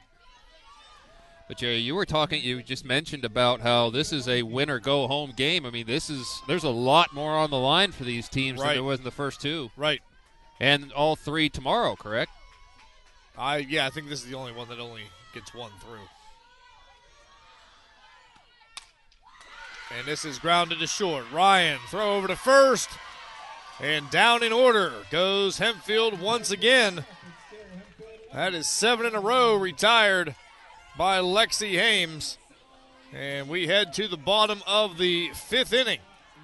It is Hempfield 1, Seneca Valley nothing.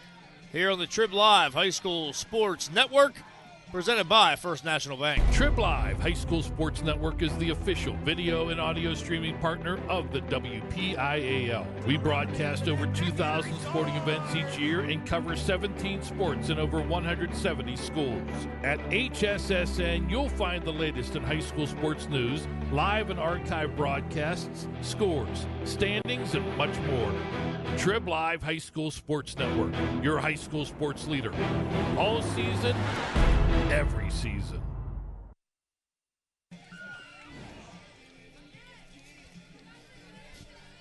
Always lose this script. First National Bank is a proud corporate partner in the official bank of the WPIAL with approximately 340 office locations across 7 states. FNB provides free financial education and resources to high school students. You can learn more about financial education by visiting the website at fnb-online.com/learn. FNB, member FDIC. Nice look at the moon over California. PA, that is.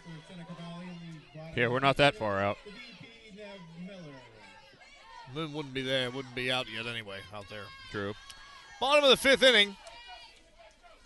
Bottom third of the Seneca Valley order, Miller, Hicks, and Rice. Due up here to face Riley Miller, who still just has given up the one hit. Swing and a miss, strike one.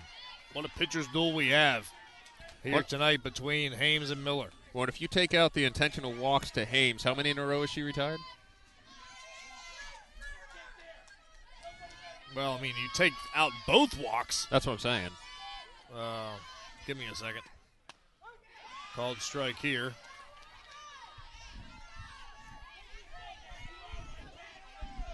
Well, she's retired 11 around those Gotcha. walks. No balls and 2 strikes. Nev Miller, the batter. Another Miller versus Miller matchup. First time it was a strikeout for Riley Miller. So if you want to think about it, Miller has gotten the result she's wanted for 13 straight batters. Right. Pitch up high. 1-2 the count. Which is even more impressive when you can remember this is a 7-inning game. You only have 21 outs to deal with.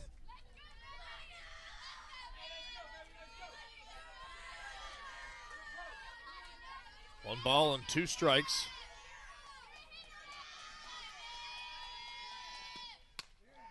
Ooh. That just misses. Had this game started on time, Bobby, we would be over the 4-hour mark.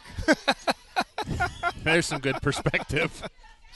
It did not start on time, by the way, if you just joined us. About 3 hours late. Not even close. Almost 3 hours late.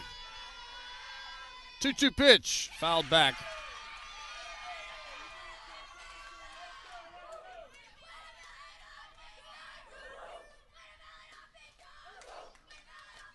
Two balls, 2 strikes here. Miller versus Miller. Had a pretty good volleyball match going on out there in right field.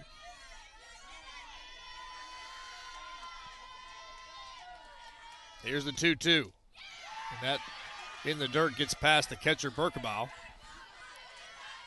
And the count goes to 3-2. Full count. There's only been the 2 walks, and they were both intentional, that Bobby just mentioned. Again, just 3 base runners total allowed by Miller.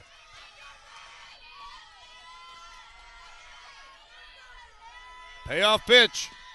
Fouled back. Stays 3-2. And you could not tell unless you saw a roster that these 2 pitchers are sophomores. No, that's for sure.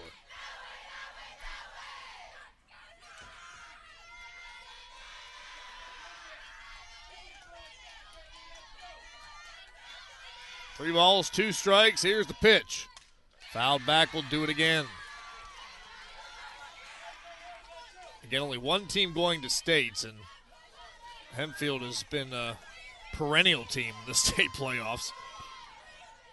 Won't be their first rodeo, that's for sure. Of course, Seneca Valley's been. And they actually haven't been there since 2019, Hempfield. Which for them is an eternity. 3-2. Fouls it back again. What a battle here between the Millers.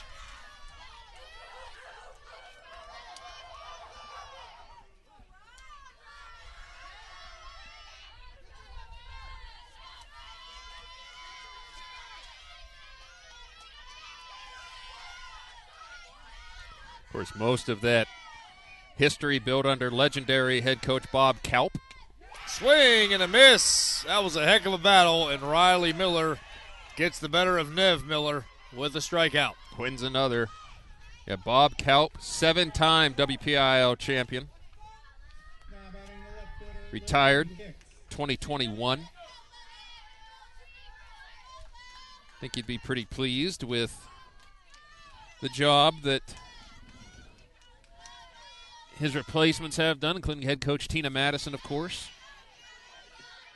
Ball 1 here to Lily Hicks.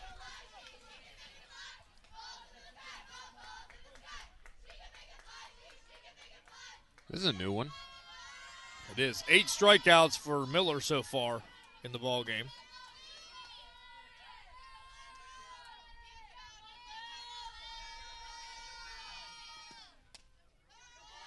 That pitch misses for a ball. She's had exactly 2 strikeouts in every inning except for 1.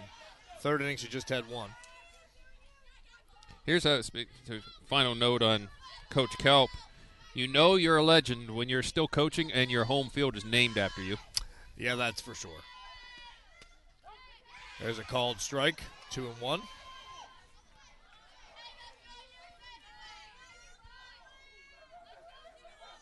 What a game, though, for Riley Miller. Has been outstanding. 2 balls and a strike. Here's the pitch. Fouled back. 2-2.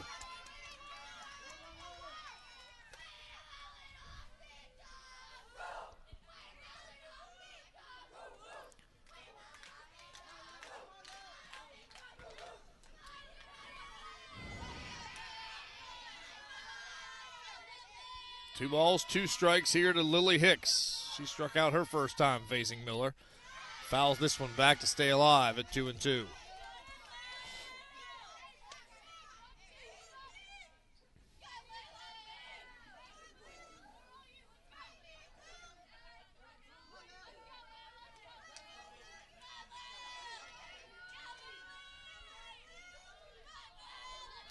Two balls, 2 strikes, the pitch.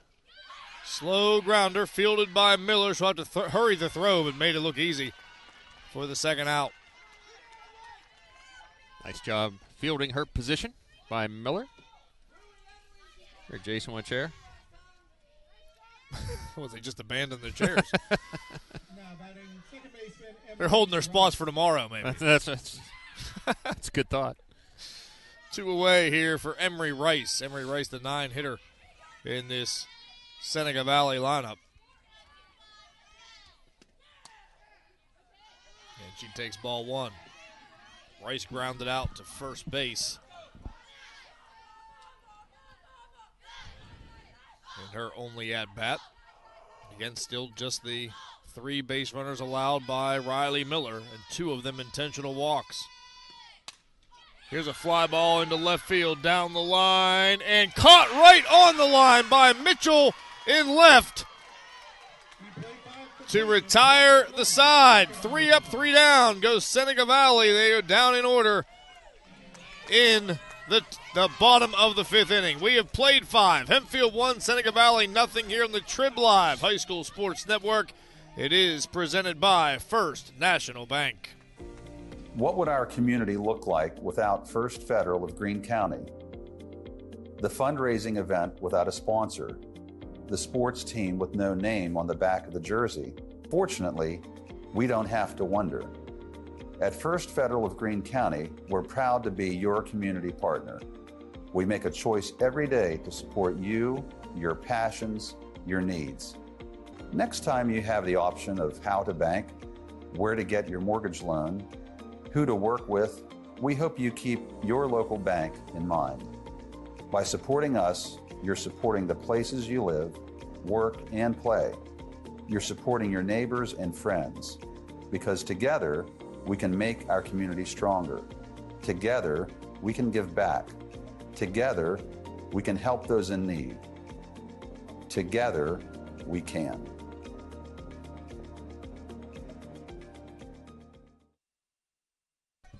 Top of the 6th. Leading off here for Hempfield is the top of the order, Claire Mitchell. And first pitch is grounded right down the line at first, but it is picked up just foul of the line by Faub. Strike 1. A lot of 1s and 0s on the scoreboard here at Lilyfield. That's for sure. No crooked numbers up there. Nope.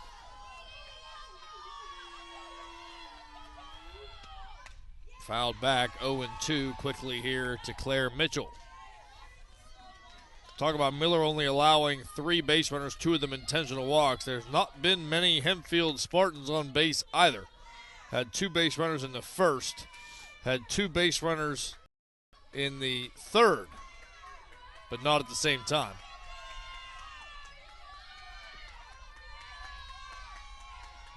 The 0-2, fouled back.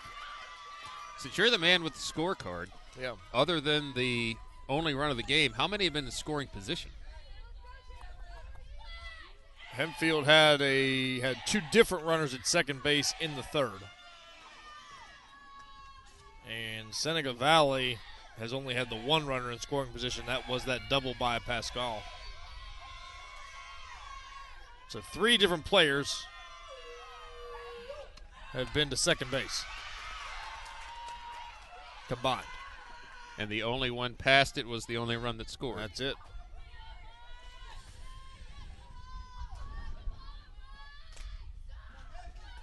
Well, I guess it's 4 combined. Yeah, 3 for Hempfield and 1 for Seneca Valley has been to second base.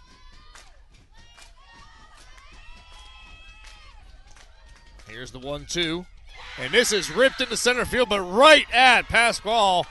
Didn't even have to move out there in center. Makes the play, 1 away. Just shaking it off like it wasn't anything.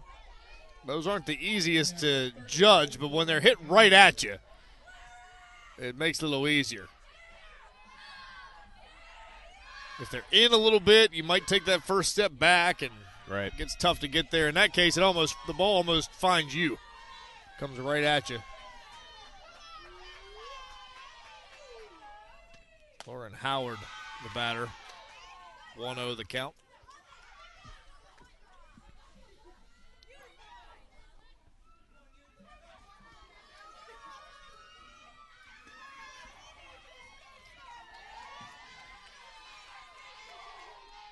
Pitch.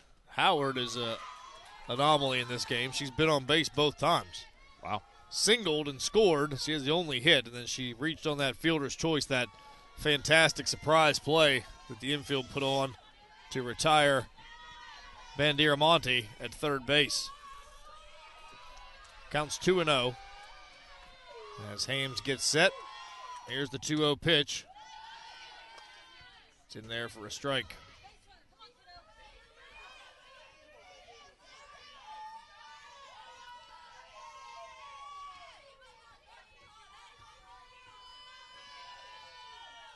Two balls, 1 strike. The pitch from Hames. Called. Strike 2, 2-2. Job battling back after falling behind 2-0.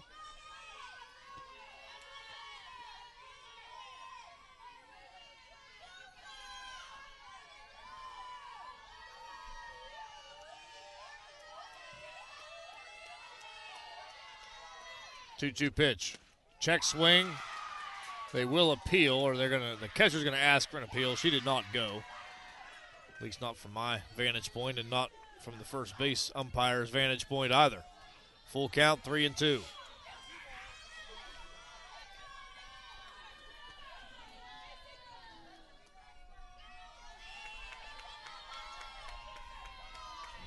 Payoff pitch from Hames. Ground ball right back into the glove of Hames. She'll throw on to first for an easy out, 2 away. Talked a lot about the strikeout numbers for these two pitchers. They both field their positions very well. Yes, they do. Now batting center fielder Peyton Heisler. Peyton Heisler, the batter. 0 for 1 today. She had a sacrifice bunt in the first inning that helped bring that run home, which eventually scored on an error. Check swing, it's a strike anyway. Strike 1 to start the at-bat for Heisler. Jason, we have broken into the 9 o'clock hour. Yes, we have. What has been a long day here at Lilly Field. We've seen a little bit of everything. Yeah, no doubt. Here's the 0-1. And this one's fouled just past that light pole for strike 2.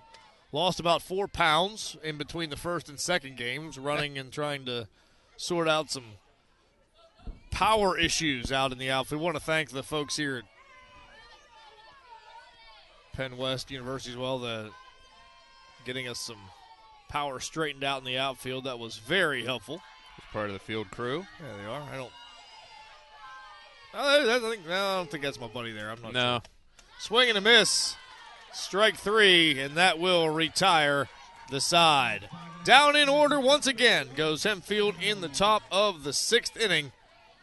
And we head to the bottom of the 6th. Hempfield still leading 1-0 here on the Trib Live High School Sports Network. It's presented by First National Bank. Who better to get your pharmaceutical services from than local familiar faces you can trust? Here at McCracken Pharmacy, we aim to provide just that. Our mission is to take care of you and Greene County. We are a full-service pharmacy that offers an auto refill program that arranges all of the patient's medications so that they are filled at the same time each month. We provide a full line of adult vaccinations, which are available to the general public without appointment. Don't hesitate to use our friendly delivery services, which bring medications to homes all over Greene County. Check out our website at mccrackenpharmacy.com and download our app.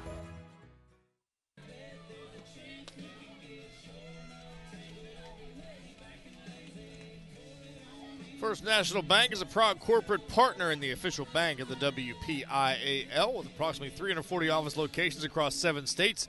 FNB provides free financial education and resources to high school students. Learn more about financial education by visiting the website fnb-online.com/learn. FNB, member FDIC.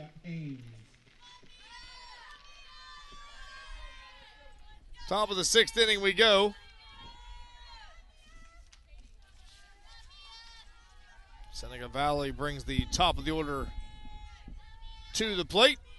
Riley Cradaville, excuse me. That one fouled off. Ripped foul, third base. Can anyone in this Seneca Valley order figure out Riley Miller? Cradaville struck out twice today, so she hasn't figured her out yet.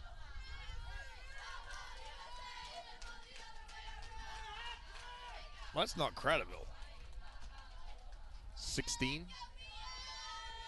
We got a new batter in here. Okay. Let's check that. Here's the 0-1. Swing and a miss, strike 2. 16 for Seneca Valley is Mia Hames hitting here for Cradaville. She's got an 0-2 count.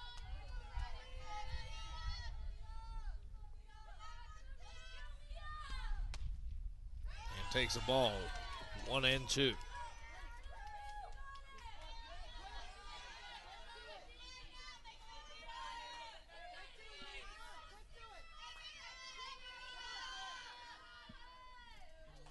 One ball, 2 strikes. Here's the pitch. 2-2.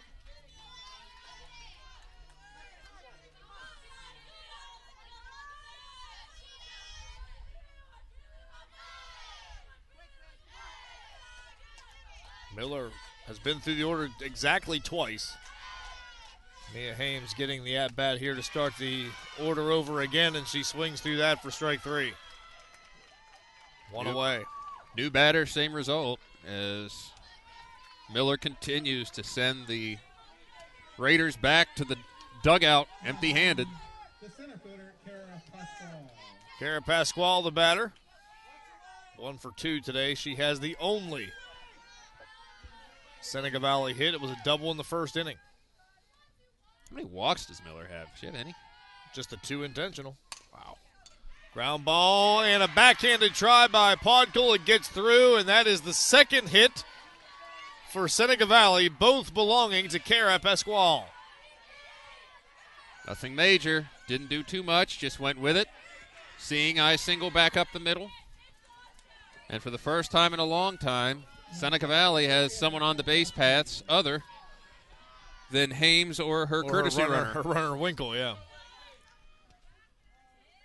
And we're going to have a conference. Of course, it is just a 1-0 game, so can't be too careful here in the bottom of the 6th inning. Well, and like you said, there's no tomorrow for these two teams. You either win or you go home. Season's over. I mean, as important and as high stakes as the WPIAL championship game is, just for the sake of trying to be a WPIAL champion, most of them are not elimination games. As far as keeping your season alive for the state playoffs. But here in 6A, only the champion moves on. It's kind of a double-edged sword in 6A. There's only 9 teams and 6 go to the playoffs. Right. But if you don't win the title, your season's over. That's right. No room for runners-up or third or even fourth place. Yeah, no consolation game, no nothing. Some of the classifications have taken as many as 4 on to states. 1A and 3A for sure, both taking 4. Showing bunt and fouling it off is Anna Kalkowski, as she tries to bunt Pasquale into scoring position. Pasquale is the tying run over there at first base.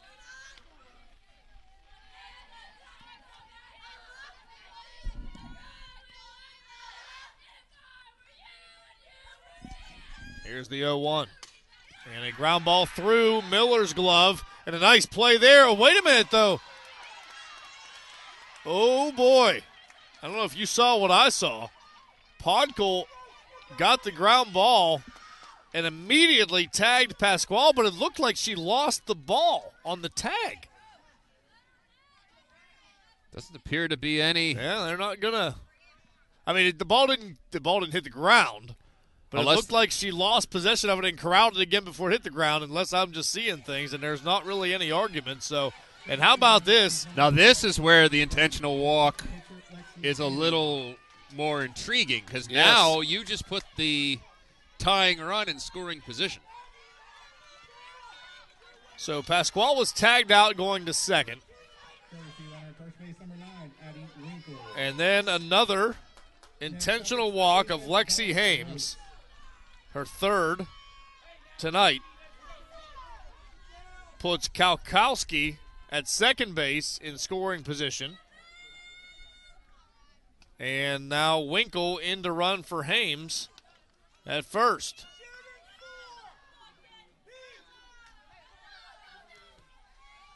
Golden opportunity here for Seneca Valley. They haven't had many. There are 2 out as well. Sorry about that. The score bug was not updated. First and second, 2 out for Bella Gross. And outfield not playing deep. No, they are not. Really can't tell on that shot. See if that helps. Bella Gross steps in with a chance. I mean, a base hit you got to think can tie the game here. And it's a ground ball down the line and fair. And here comes the tying run around third. She will score. Everybody else just advances 1 base, but we are tied at 1 here in the bottom of the 6th. An RBI single for Bella Gross. Seneca Valley swinging early in the count.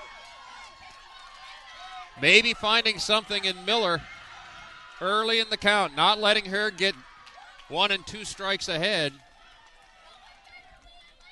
And the Raiders are on the board. And it's still first and second. 2 outs for Mia Ryan.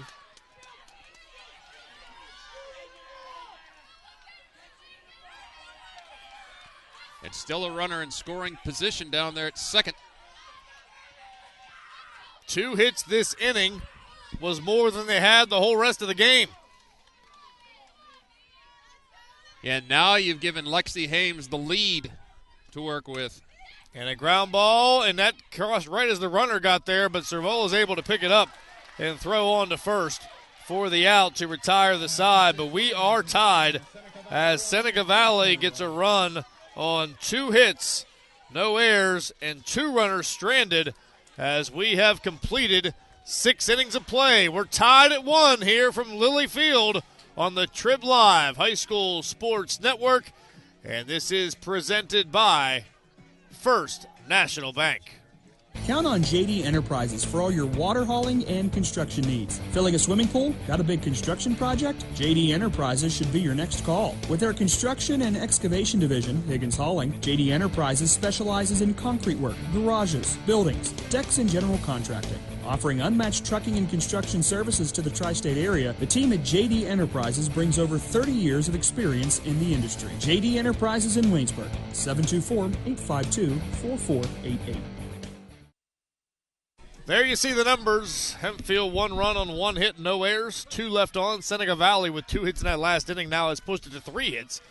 1 run on 3 hits, 1 error, 5 runners left on base as we head to the top of the 7th inning.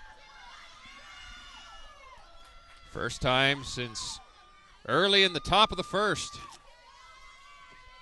that these two teams have been tied up. Hempfield took that 1-0 lead and held it until the bottom of the 6th.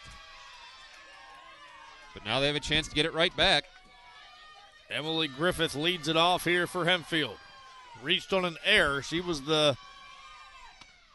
swings through here. She was the at-bat who had the ground ball to second that allowed the run to come home. The only run Hempfield has on the board. Came through on a batted ball from Griffith, although she did not get credited with the RBI as it came in on an error which made that run an unearned run, as a matter of fact. Ground ball foul. Third base side, it's 0-2. Coach Madison had to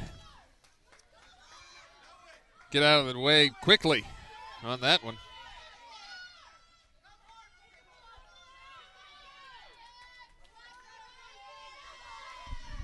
No balls and 2 strikes to Emily Griffith.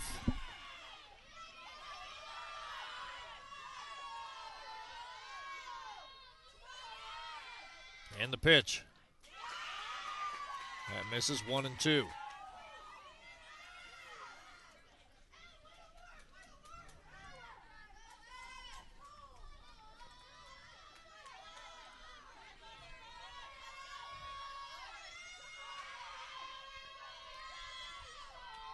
One ball, 2 strikes. Lexi Hames is set. Here's the pitch. Ground ball, right side. Second baseman Rice over to first in time. 1 away.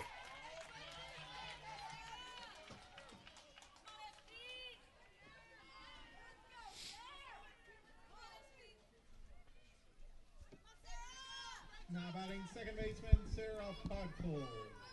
Sarah Podkol, the batter. Well, you got more blanketed folks out there. He looks like he's going to go to sleep. He looks comfy. He does, doesn't he? Here's another one right to the second baseman, Rice. Quickly 2 away. And after getting that tying run, two relatively easy outs for Seneca Valley. You got to go way back to find Hempfield's last base runner. It was the 3rd inning, and it was that play that we talked about. That 6-4-5, that cutoff throw. That's the last base runner they had was Lauren Howard, who reached on a fielder's choice.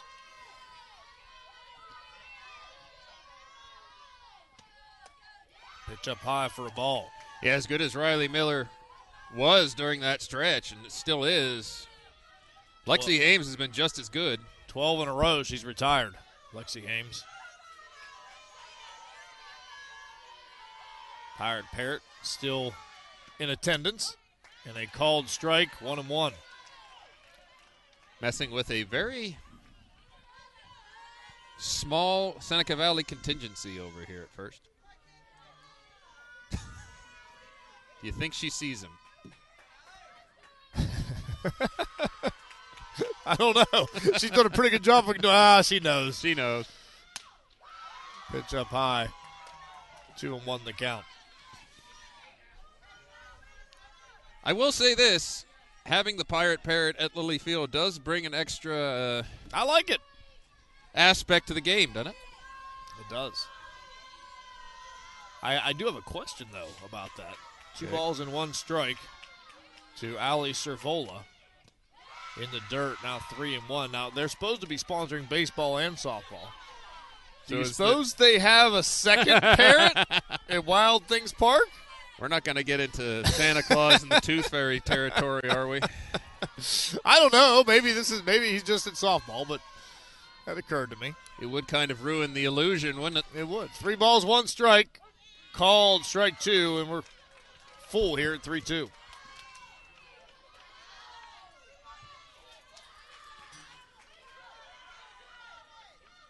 You know, you never see 2 Mickey Mouses at the same time in Disney World. Same kind of thing.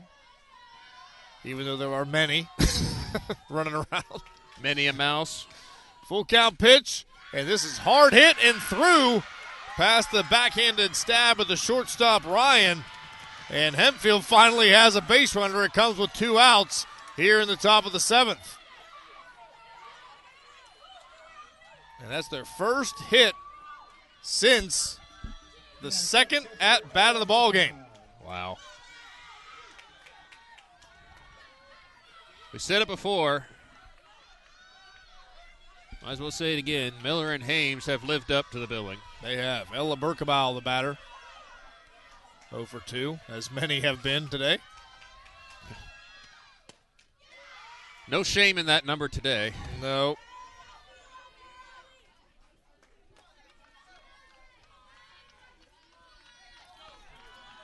Better zoom in on this base runner here. We haven't seen one in a while. It's true. Hempfield happy to have the pinstripes out there on the base paths. Here's the 1-0. Swing and a miss.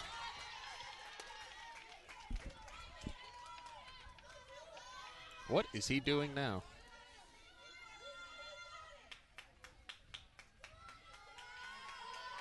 Is he reminding her he works for the Pirates?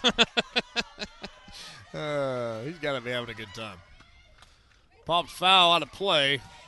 1-2. Pirate Parrot will award both the first and second place team trophies for the WPIAL 6A softball tournament. At the conclusion of this one, whenever that may be.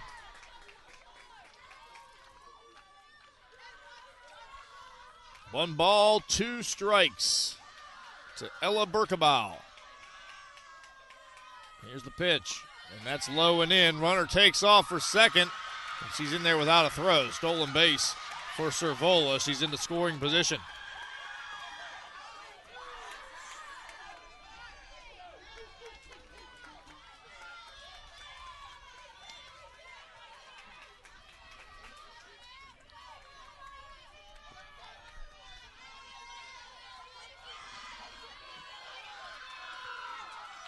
Two balls, 2 strikes. The pitch. Right side, a little trouble with it there at first base, but recovers, does fob. She'll step on the bag and retire the side. 1 hit, no runs, no errors, 1 left in the top of the 7th inning. We head to the bottom of the 7th. We're tied at 1 here from Cal. This is the Trib Live High School Sports Network, presented by First National Bank.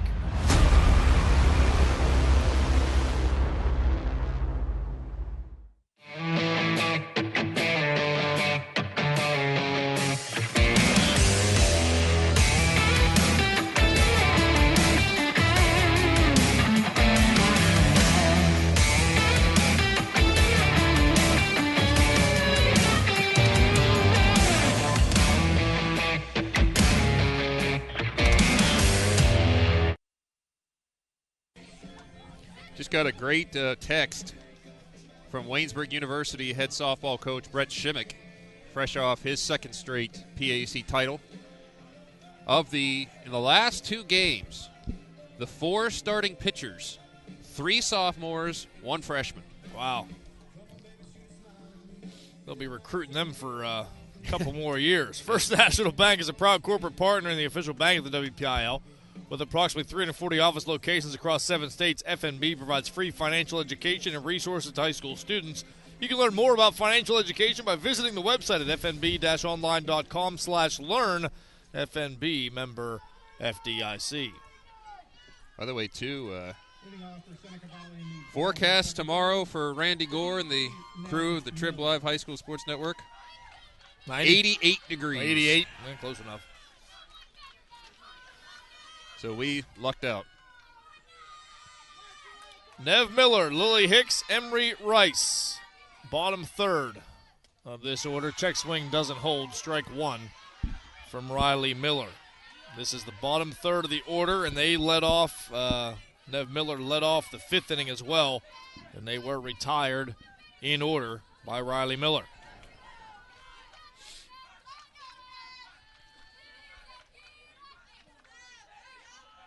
Again, the winner, not only the WPIAL champion, but the only 6A team that will go on to the state playoffs. They'll play Mifflin County on Monday. First pitch strike. Or, excuse me, 0-2.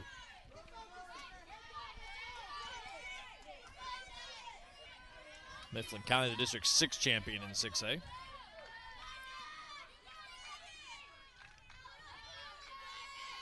No balls, 2 strikes. Here's the pitch. Up high. Riley Miller looking human last inning.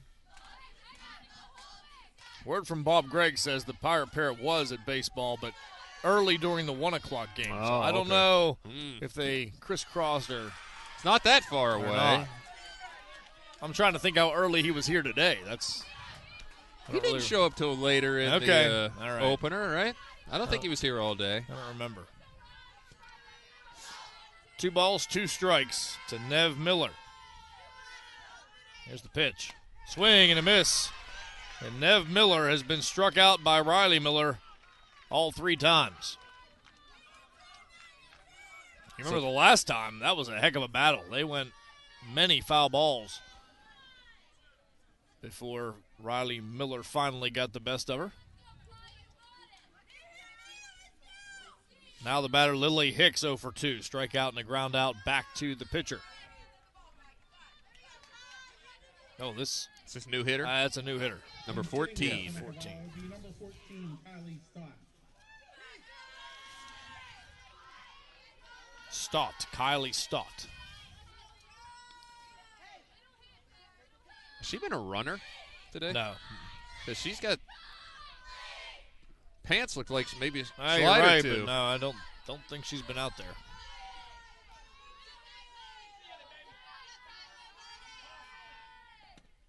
Swings and misses at the first off ring, 0-1. And we've seen both these coaching staffs bring in pinch hitters, just try to find some sort of spark, as Miller and Hames have just been mowing through the opposition. Takes a ball here, 1-1 to Stott. Obviously, the goal here for Hempfield is to make it to the 8th inning.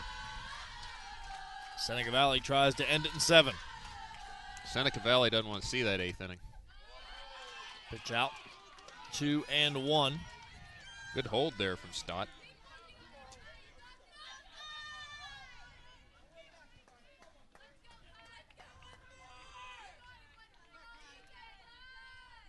Two-one pitch.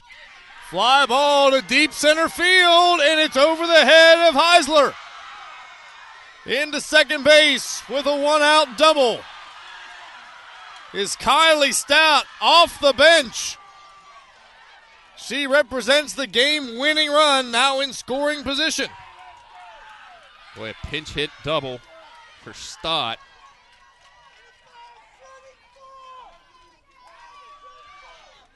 Coming up big in a big spot. Emery Rice, the batter now, 0 for 2.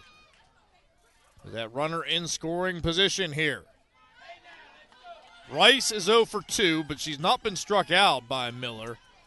Meanwhile, the top spot of the order, whether it was Cradaville or Hames, have been struck out. They're 0 for 3 with 3 strikeouts, and there's a new batter on deck.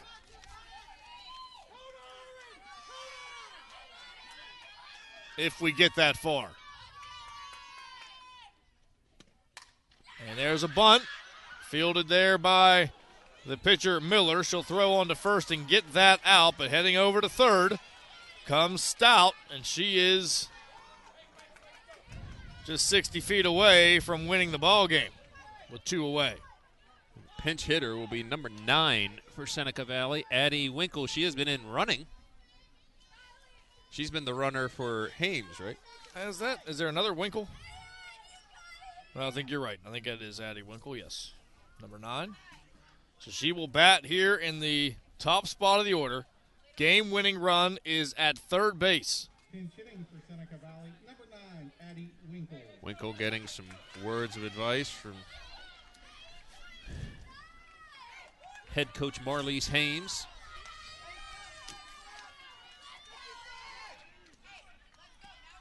Runner at third, 2 away. Either Stout comes in with a winning run or we head to an 8th inning. What's going to happen here with Winkle at the plate?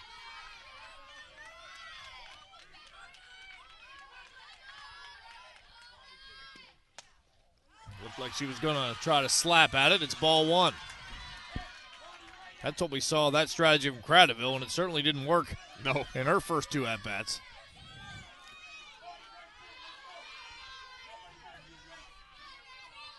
Here's the 1-0. And that misses, 2-0. Not by much. And think of this. Should a walk occur, Pasquale is on deck. She's 2 for 3, and she's the only player in this game that can say that.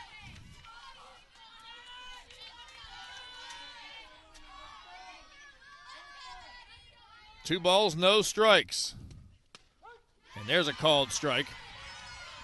Lots of options for Hempfield with 2 bases open. If you feel like you've got a better matchup somewhere down the line in the next 3 hitters, right, including Winkle. 2 balls and a strike. Here's the pitch. And that misses low and away. 3-1 the count on Winkle. Pasquale waits on deck. Miller has not faced too many 3-ball counts.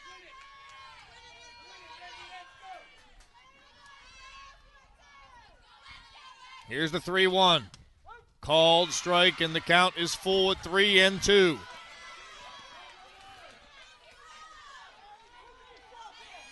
Boy, and Riley Miller just handling it all in stride.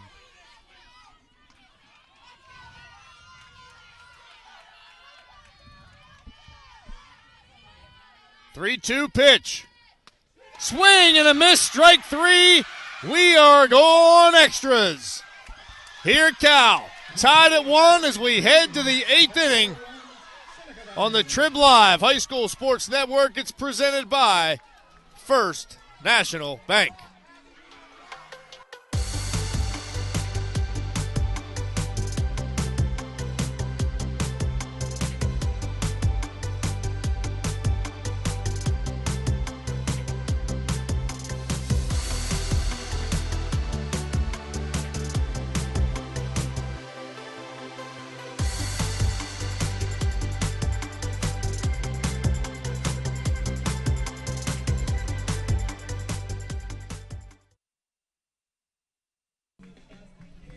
Extra innings, here we come for the second time today.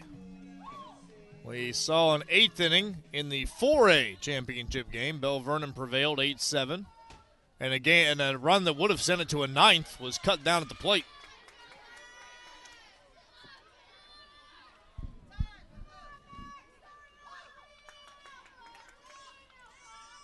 Top of the 8th, it'll be Maggie Howard, Mia Bandiramonte, and Claire Mitchell due up for Hempfield.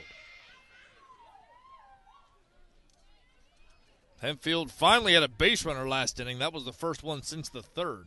Waiting for the home plate umpire. Okay. Someone go find Michael Petrus.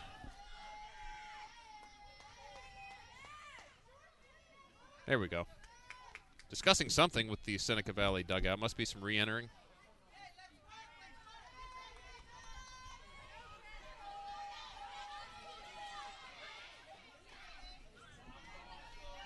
It might have had to do with defensive changes for Seneca Valley. We should check and see who's out there, I guess, at this point.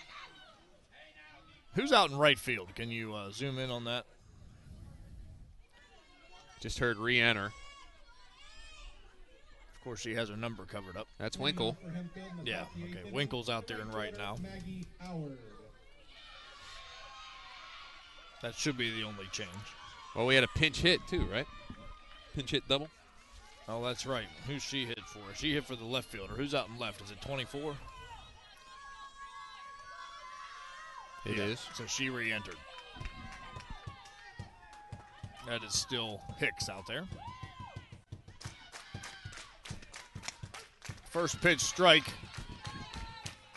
to Maggie Howard. 0 for 2 today. Howard struck out in the second, popped up to second in the fifth.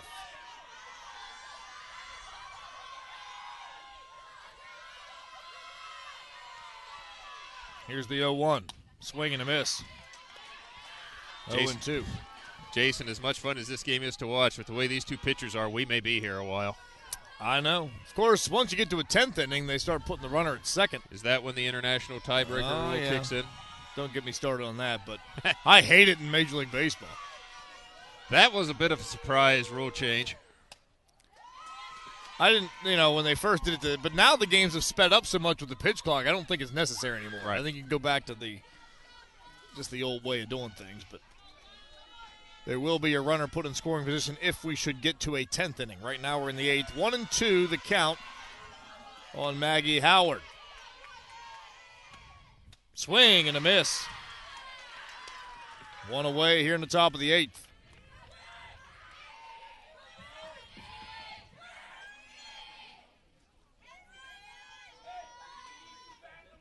Now batting the DP, Mia Bandieramonte. Mia Bandieramonte comes up to the plate. She walked once. One of the few base runners Hempfield has had. She was the one who was cut down at third base on that fantastic defensive play by Seneca Valley. Ball 1. The traditional 6-4-5 put up? Yes, on a fielder's choice. Right.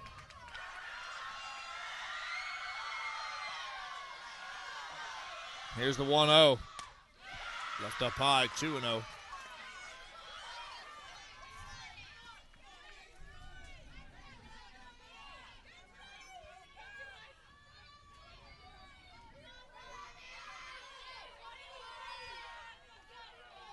Two balls and no strikes.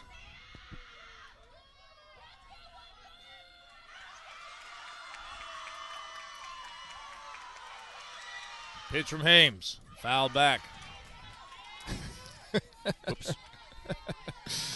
Bobby's camera staring at the sky. You didn't have a chance to see that. 2-1. Just checking the stars for you, which there aren't many as the lights here. Clear night. Right. 2 balls and a strike. The pitch. And that misses. 3-1 to Bandieramonte, and she is the only player that has drawn a walk from Hames. Looking for a second one here, potentially.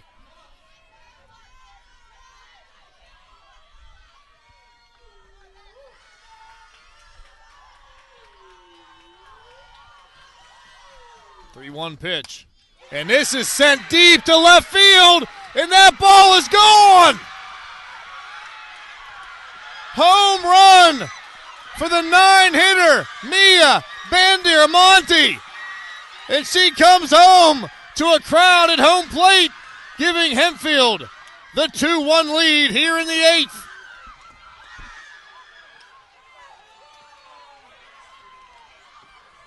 Boy, if you would want to tell me the least likely way that Hempfield would take the lead, it'd be a home run from the 9-hitter off Lexi Hames. And that was blasted. That was a moonshot.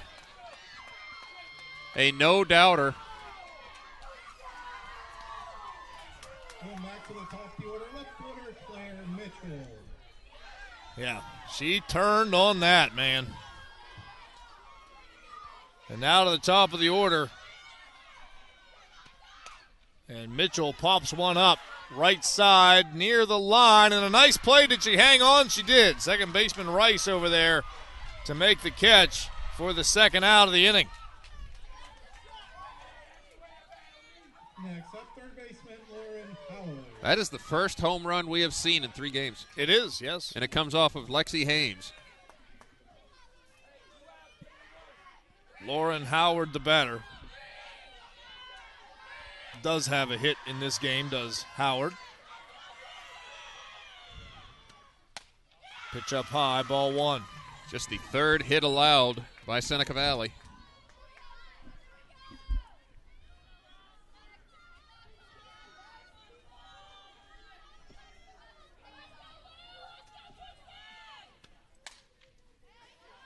Popped up right side. That will get out of play. 1-1 the count.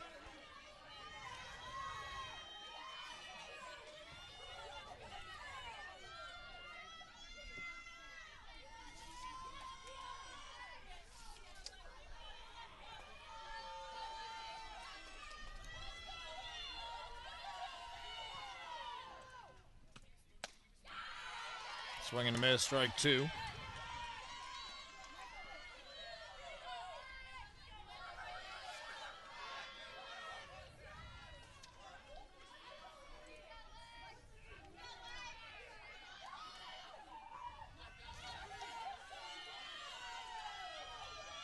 One-two pitch.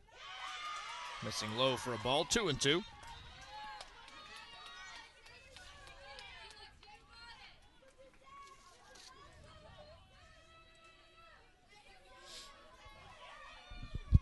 Two balls, two strikes to Lauren Howard.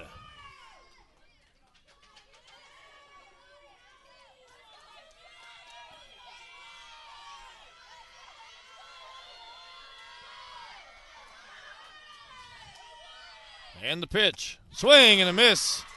Strike three to retire the side. But the home run from Bandiramonte puts Hempfield up 2-1 as we head to the bottom of the eighth. It'll be Seneca Valley down to their final 3 outs here on the Trib Live High School Sports Network. It is presented by First National Bank.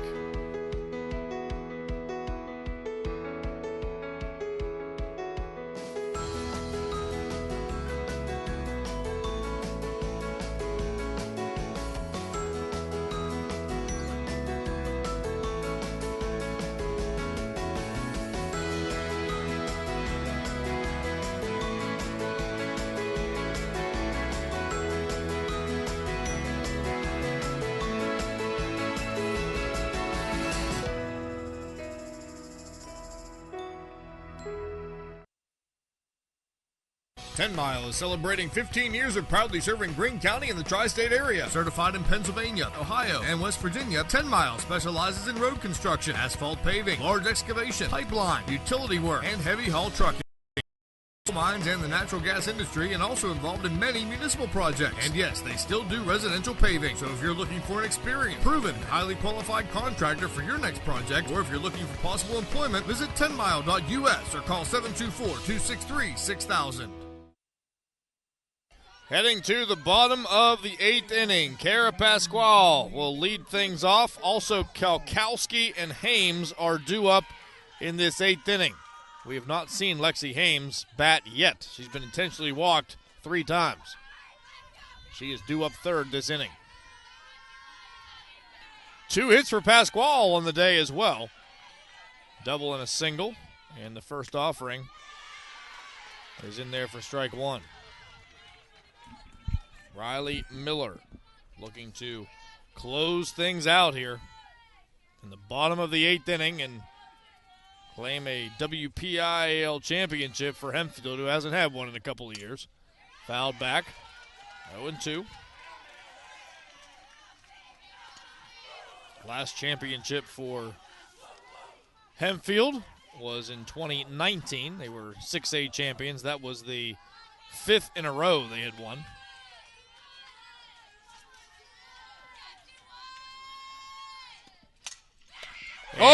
Lined, and did she hang on? She did. I'm sorry I missed it. Third baseman Howard catches that line drive and hangs on to it for the first out. I wasn't sure it stuck in the glove, but it did. Just a reflex move to her left, stuck in the glove. Fantastic play by Howard. That one may have gone a long way to another title for Hempfield. Kalkowski, the batter, 0 for 3 today, did reach on a fielder's choice in the 6th, and she scored the only run for Seneca Valley. Fouls the first pitch back, strike one.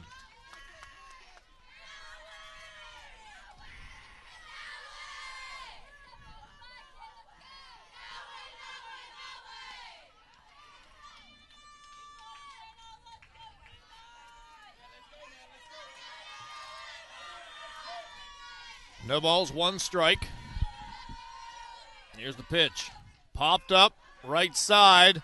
Maybe in play. Oh, and kind of overrunning it there was Podkel, who from second base ran too far. Ball ended up landing behind her. 2 strikes now on the batter. A little bit of a break there for Hempfield. Pardon me, Seneca Valley.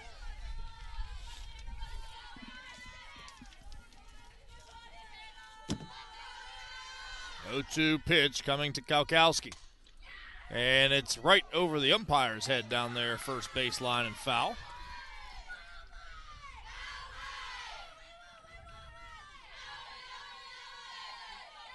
Will we see Hames bat? She's on deck. Honestly, I think if there's 2 outs, they walk her again. I think you might be right.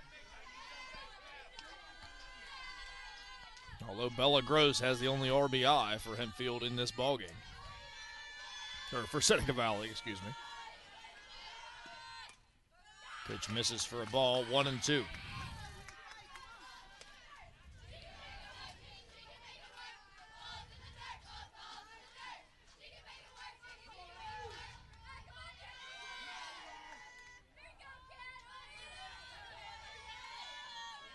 One ball, 2 strikes.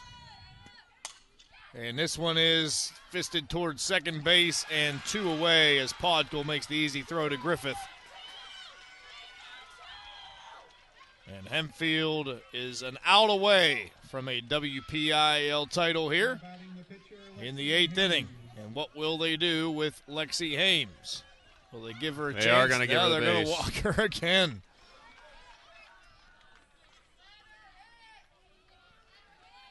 So Hames trots down to first base. She is the game-tying run. We'll have a new runner. Yeah, it's going to be number 2. Is that right? Yep. Riley, or no, excuse me, that's Katie Leisman. Katie Leisman running. First time we've seen her today. It's up to Bella Gross. It is up to Bella Gross, and I'll tell you this, if she hits one over the fence, they're going to regret walking Lexi Hames. They're going to talk about it. Hames did not register an at-bat in this game, did not even see a single pitch, as she was just intentionally walked all 4 times. Head coach Tina Madison. Tight huddle in there with her infield.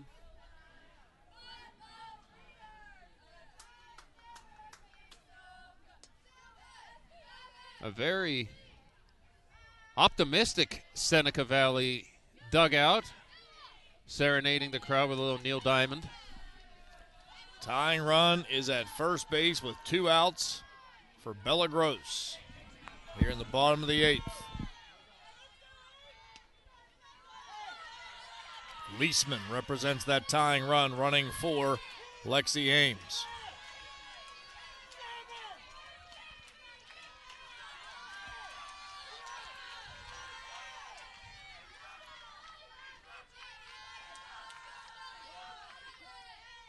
Gross 1 for 3 today. Here's the pitch. Takes ball 1. We've not seen one single illegal pitch in this game. You know that, ball. We have not. After 4 or 5 in the first and then a dozen. 75 in the second. 1 ball, no strikes. It's been a nice change, hasn't it? It has. And it is sent to right field, going back and corralling the catch is Howard in right field to end the ball game. Hempfield wins it in 8 innings. Final score 2-1, and the Hempfield Spartans are your WPIAL champions for the first time since 2019. The Hempfield Spartans, your winners here. That is an 8th WPIAL title for Hempfield. Congratulations to the Spartans. They not only win the crown, but they are heading on to the state playoffs as well. Congratulations to Hempfield and Seneca Valley. Fantastic game. played by these two teams. And congratulations to head coach Tina Madison and her staff. That is their first title since taking over this legendary program. We'll step aside, bring you back here, and wrap this one up. Again, your final, Hempfield is crowned champion with a 2-1 win in 8 innings here on the Trib Live High School Sports Network, presented by First National Bank. Hi, my name's Mark, and I am a political science major at Seton Hill University. Initially, I came to Seton Hill for pre-law, but loved my poli-sci classes so much, I made it my focus. Ultimately, my goal is to hold political office and make a positive impact on people's lives. For me, it was the faculty, both in my major and out, that made my Seton Hill experience so incredible. Trib Live High School Sports Network is the official video and audio streaming partner of the WPIAL. We broadcast over 2,000 sporting events each year and cover 17 sports in over 170 schools. At HSSN, you'll find the latest in high school sports news, live and archive broadcasts, scores, standings, and much more. Trib Live High School Sports Network, your high school sports leader. All season, every season. Softball runner-up, the Seneca Valley Medals being awarded here to both the champion and runner-up as Hempfield claims a 2-1 victory here in 8 innings. You see the numbers there. Hempfield 2 runs on 3 hits, no errors, 3 runners left on base. Seneca Valley with one run on 4 hits, 1 error, and 7 left. Winning pitcher in this ball game is going to be Riley Miller. She struck out 11 and walked 4, all of them intentional, by the way. The loss will be hung on Lexi Hames. She struck out 8 and walked just 1 batter. But what a pitcher's duel it was. You see only a combined 7 hits, and a majority of those coming there in the last 2 or 3 innings, as it was 1 hit for each team for the longest time through this game. But you look to that 6th inning, first of all, when Seneca Valley was able to squeeze a run across and an RBI single from Bella Gross. That tied the game and made it feel like we might see extra innings. We got into the 8th, and boy, the difference here was the solo 1-out home run by Mia Bandieramonte, the 9-hitter in the Hempfield order, sent one deep over the left field fence. And that shot there won the game and the WPIAL title for the Hempfield Spartans. Yeah, it was a no-doubter for Bandieramonte, who gets to play the role of surprise hero for the Hempfield Spartans. And congratulations again, played a fantastic game. And again, they came into this game knowing they could beat Seneca Valley because they did it. Right. And they got off to the quick start, scored a run early. I really do think that played a big role in it, not just because of the pure numbers of it, but the fact that they were able to push a run across early and not have to have all that stress on you waiting to finally get that first run. They got to it early, and then the 2 pitchers, Hames and Miller, just stole the show for most of it until the extra inning heroics, and the Spartans back on top of District 7. That is going to do it here from California, from Penn West University, California. Just got this note. Thought you'd like to know that all the baseball's been over for at least 40 minutes. And they had a 7 o'clock game scheduled that has been over for 40 minutes. And this game that we just finished was supposed to start at 4:45 this afternoon. And here we are approaching 10 o'clock before we sign off here. But it's been a good day. 3 broadcasts, the triple header here. We saw the champions crowned in 4A, Bell Vernon, champion in 1A, Union, and the champion here in 6A, the Hempfield Spartans, winning their 7th WPIAL title in program history. Thank you to Bobby Fox. Thanks for the folks here at Cal helping us out, certainly in between the first and second games, making all of this run smoothly. And a shout-out to the Trib Live High School Sports Network for trusting us with handling this triple header here for you today. And we'll turn the reins over to one Mr. Randy Gore. He's going to be running those broadcasts, all 3 championship games tomorrow, right back here at Penn West University at California. We'll see those matchups tomorrow on the Trib Live High School Sports Network. That is going to do it for us. One more time, the final numbers here. Hempfield 2 runs, 3 hits, no errors, 3 left on. Seneca Valley 1 run, 4 hits, 1 error, and 7 left on. The game ends in 8 innings with a Hempfield WPIAL title. And that is going to do it for us here from Penn West University at California.